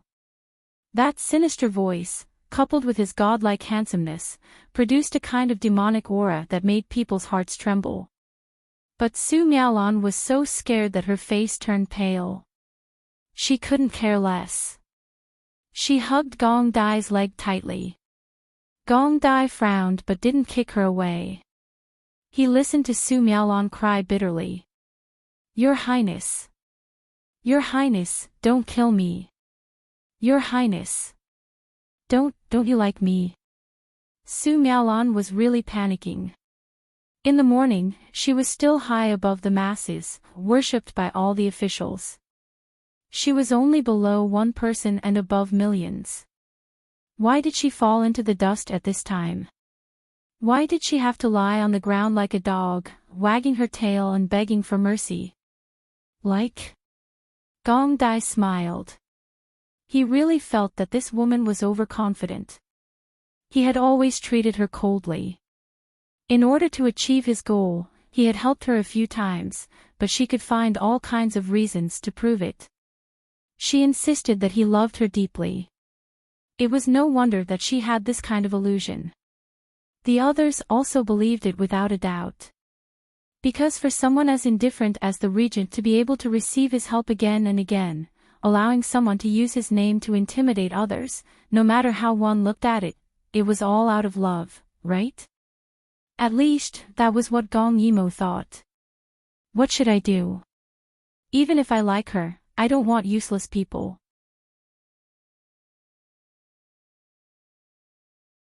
Chapter 568. Gong Dai teased her with great interest. I have a use for it. I have a use for it. Su Miaolan's eyes lit up as she hurriedly said. But when she opened her mouth, she couldn't say anything. Say that her father was the emperor's father-in-law and the marquis. In terms of power, who could compare to the prince regent in this world? Say that she could be Gong Dai's spy. But he obviously even wanted to dismiss the emperor. What use could she be? Su Miaolan racked her brains and finally made up her mind. She said timidly. Gong Dai. Are you jealous because I've always been on Gong Che's side? If you want me, I'll give it to you. I'll give it to you tonight. Su Miaolan always felt that Gong Dai had feelings for her, so she always told Gong Dai how much she loved Gong Che. But in her heart, she thought that for a man, what he couldn't get was the best, especially a man like Gong Dai. She wanted to be the empress, but she also wanted to keep Gong Dai hanging.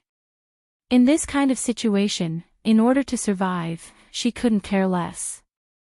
She was so beautiful, Gong Dai must be angry. Now that he heard that she had changed her mind, he would definitely forgive her, right? The more Su Miaolan thought about it, the more she felt that this was the case. Maybe Gong Ju rebelled in order to obtain her in an open and above-board manner. Gong Dai, the more she thought about it, the more excited she became. Her whole body leaned on Gong Dai. I actually like you, but she was destined to not be able to get close to Gong Dai, because Gong Dai used 2 fingers to stop her from getting close. His eyes were filled with undisguised disgust.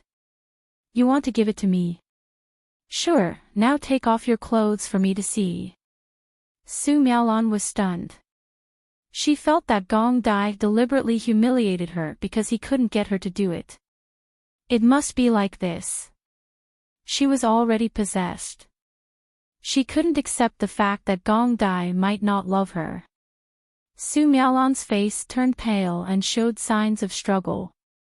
In the end, she actually started to undress. Everyone at the scene went crazy. They had never thought that a lady of noble upbringing would seduce another man in front of her husband in order to survive, and even seduce him in such a dissolute manner. Su Miaolan's fiery red phoenix robe fell down layer by layer. She stood there timidly, her face red as if it were dripping blood. She looked at Gong Dai, hoping that Gong Dai would stop her and tell her that he was no longer angry and that she was still the woman he loved the most. But she didn't. Gong Dai only glanced at her indifferently and mockingly. He watched as she took off her phoenix robe and revealed her white undergarments. Only then did he smile at Gong Che. Look, this is the woman you would rather abandon Gong Yimo to keep. His expression was smug. No one could guess what Gong Dai was thinking. No one knew whether he was doing this to humiliate Gong Che or to seek justice for Gong Yimo. No one knew that when he looked at Su Miaolan, he suddenly thought of how Gong Yimo looked like the morning sun when she was dressed in red. Then, for some reason, he felt that Su Miaolan was too ugly in red. It was simply tarnishing the color. So, he wanted her to take it off. That was all. Hearing this, Gong Che indifferently looked up at Su Miaolan. His expression was neither happy nor sad. With just a glance, Su Miaolan stopped and stood there with a pale face. The bright phoenix robe on the floor seemed to be mocking her stupidity. How conceited. She finally understood that Gong Dai didn't love her at all. Gong Dai was just toying with her. Why? She didn't understand. She looked at Gong Dai's face. You were so good to me. You were only good to me. Could it be that all this was just to use me? I don't believe it. Her eyes were about to split open as she questioned loudly. The mocking and disgusted gazes of the people around her were driving her crazy. Impossible. You should like me. Gong Dai. Su Miaolan knelt in front of him again. This time, she cried without a care for her image. She grabbed his clothes and quickly said in a panic. We used to have so many things in the past. I often went to see you, washed my hands and made soup for you. Have you forgotten? Gong Dai was already somewhat impatient. He looked at this woman. Like you. Would this prince send the person he likes to another man's bed? What a joke. Did she think he was a Casanova? If he truly loved someone, he would rather die. It was impossible for him to give her to someone else. Also, he pulled away his clothes with a cold face. That disgusted gaze fell on her body like 1,000 cuts. This prince hates sweets the most. Every time you bring that disgusting thing to this prince to eat, this prince will hate you even more. This prince treats you differently. This prince especially hates you. He kicked Su Miaolan over. Since you don't want to choose, then you could try all the ways to die. Anyway, he had plenty of elixirs in his hands. He could guarantee that she wouldn't die before she finished trying. No. Su Miaolan screamed miserably. She wanted to grab Gong Dai's clothes again, but she was pulled away. Her phoenix coronet fell to the ground as she struggled. She was supposed to be tonight's main character. She was supposed to be the most honorable woman in the entire Daiyu state. This wasn't her ending. Su Miaolan's mouth was gagged. Only then did Gong Dai feel a little better. A subordinate handed him a wet handkerchief. He carefully wiped his hands, as if Su Miaolan had a plague on her body. Seeing that Gong Che was still in a daze, Gong Dai couldn't help but ridicule, "Your woman is really disgusting." Gong Che suddenly laughed. That's right. The heavens had bestowed a pearl to him, but he had used the pearl to exchange for a fish eye. At this moment, his heart was like dead ashes. There was nothing else he could ask for. Gong Dai, the winner takes all. This prince has nothing to say. He lowered his head. His body was filled with the aura of death. I only ask that after this prince dies, you can bury this prince with him, or this was his last request. If he missed it in this life, he would look forward to his next life. He swore that he would never treat her like this in his next life. He would never let her down again. Gong Dai gave a strange smile. Don't worry. This prince will definitely bury your empress with you. Gong Dai saw that Gong Che was at ease and said viciously, Su Miaolan is also your empress. Gong Che was stunned and then panicked. Gong Dai. However, he was too late.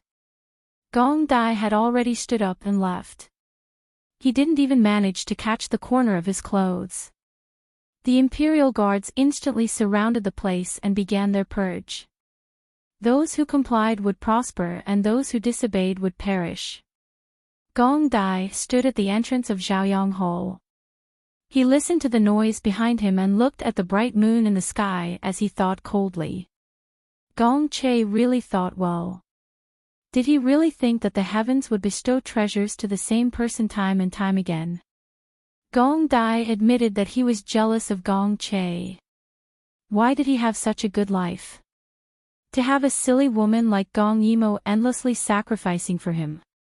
If he had such a person who treated him like this when he was young, he thought, he would rather let down the world than let her down. Following that, Gong Dai sneered. He felt that he was possessed to have such a ridiculous thought. This world was dark, cruel, twisted and ugly. If he wanted to live, the best way was to hold everyone's lives firmly in his hands. So what if he couldn't bear to look back on those years in the cold palace? He had already bathed the cold palace in blood. Not a single person was left alive. Therefore, he didn't need those hypocritical sympathy, nor did he need warmth. He only wanted others to be afraid of him. He wanted everyone to be afraid of him.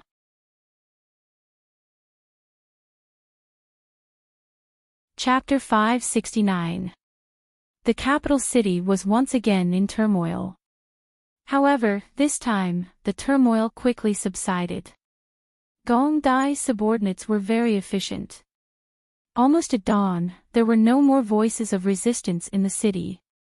The emperor abdicated due to illness, and a new crown prince was appointed. Gong Dai was still the regent.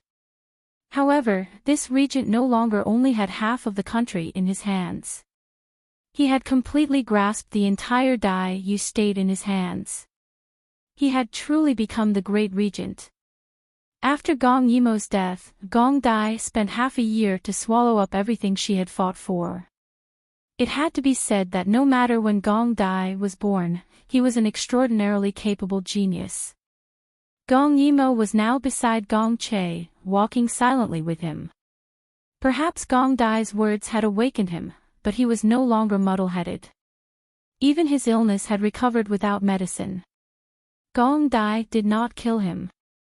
Instead, he placed him under house arrest in the Eastern Palace.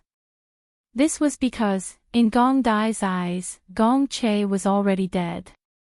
There was no greater sorrow than a dead heart. Therefore, he did not need to kill him. Gong Che would seek his own death.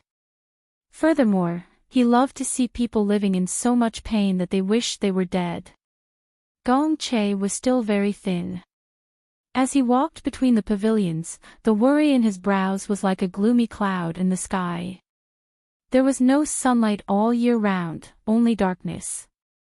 The Eastern Palace was very big. It was not prosperous. Back then, Gong Che's position as crown prince had been unstable, so the Eastern Palace was not well received. However, this place held the best memories of Gong Che's life. Back then, after Gong Yimo married him, they lived in the Eastern Palace for 3 years. In these 3 years, everything went smoothly for him. In the end, he became the emperor.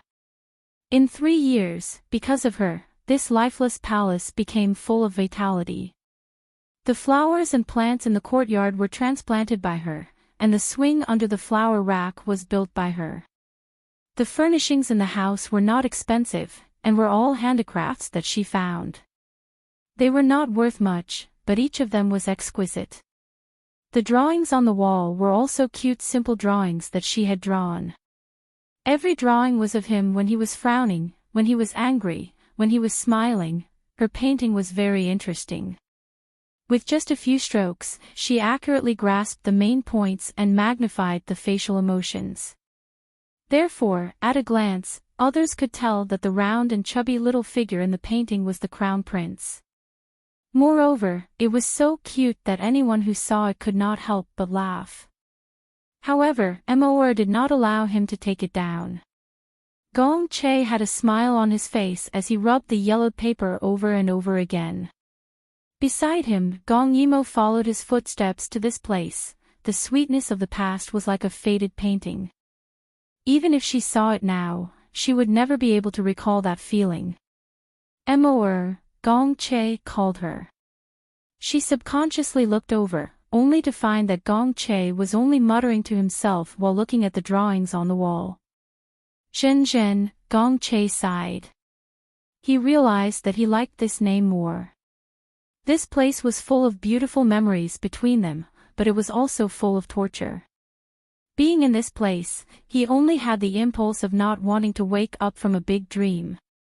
Gong Yimo couldn't bear to watch any longer.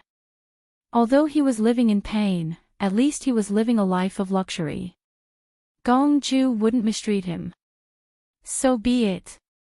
Thinking of this, she resolutely turned around. She wanted to go to Gong Dai's side.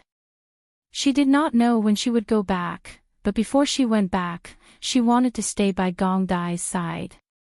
It was better than staying in this suffocating place. However, on the way, she met a familiar person, Shuiyang. Gong Yimo hurriedly followed him, only to find that he had secretly gone to a restaurant and directly went to a dark room at the back of the restaurant. Could it be that this person was plotting something? Winner takes all. Gong Dai did not kill Gong Che's former subordinates, but only took back their power and wealth. However, this Shuiyang was clearly not simple. After a period of observation, she realized that Shuiyang had secretly cooperated with the regent. On one hand, he had bewitched Gong Che, driving a wedge between Gong Che and her husband. As someone who was valued by Gong Che, he had taken the initiative to collude with the regent even though he was above everyone else. It could only be said that he was scheming something big. However, Gong Yimo was not worried. With Gong Dai around, he would not be able to pull any tricks. How is it? Did it succeed? In the dark room, Shuiyang softly asked a woman. The woman nodded. Rest assured, Your Majesty. This servant saw Gong Dai eat it.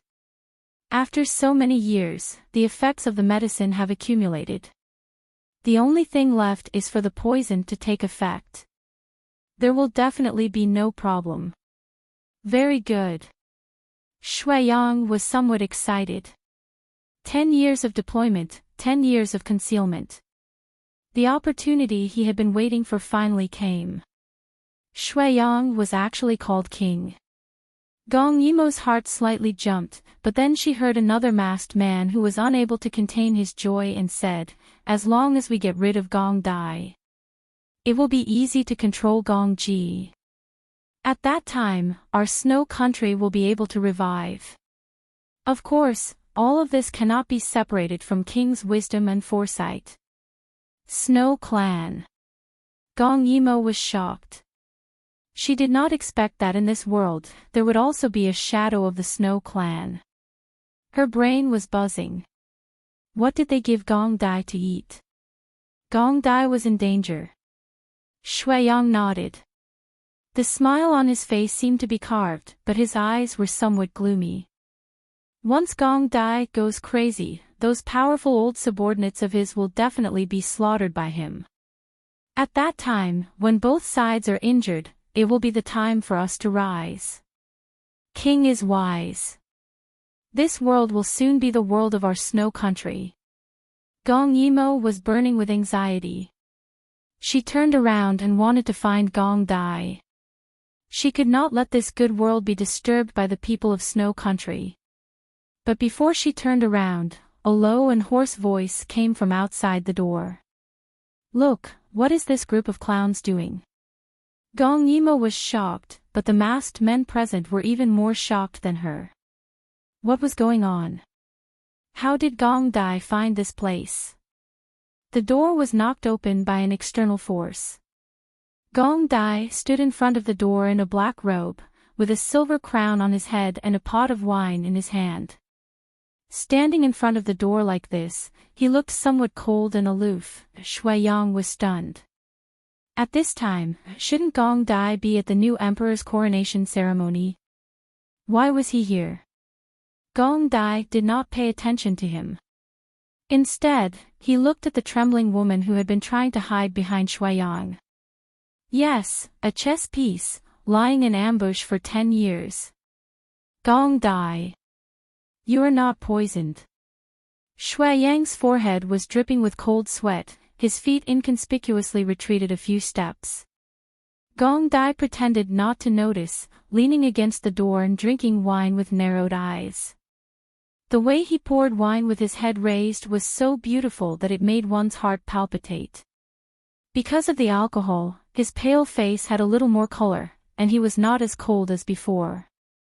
His black jade eyes were like a demon that charmed people. No matter if it was a man or a woman, they could not take their eyes off him. You're talking about this? A pill appeared at his fingertips, his expression cold with a trace of blurriness. That's right, and those medicinal powders. She only dared to take the medicine once a month, or even once a few months, so the silver needle could not detect it. Those medicinal powders and this poison are the same. You're tuning into the LoveLore Library YouTube channel. We're so grateful for your support, and don't forget to subscribe to join us on this incredible journey through captivating stories. Your generosity through donations truly makes a world of difference, as it's the primary source of revenue that allows me to expand and enhance this channel for you. Thank you from the bottom of my heart for being a part of this adventure.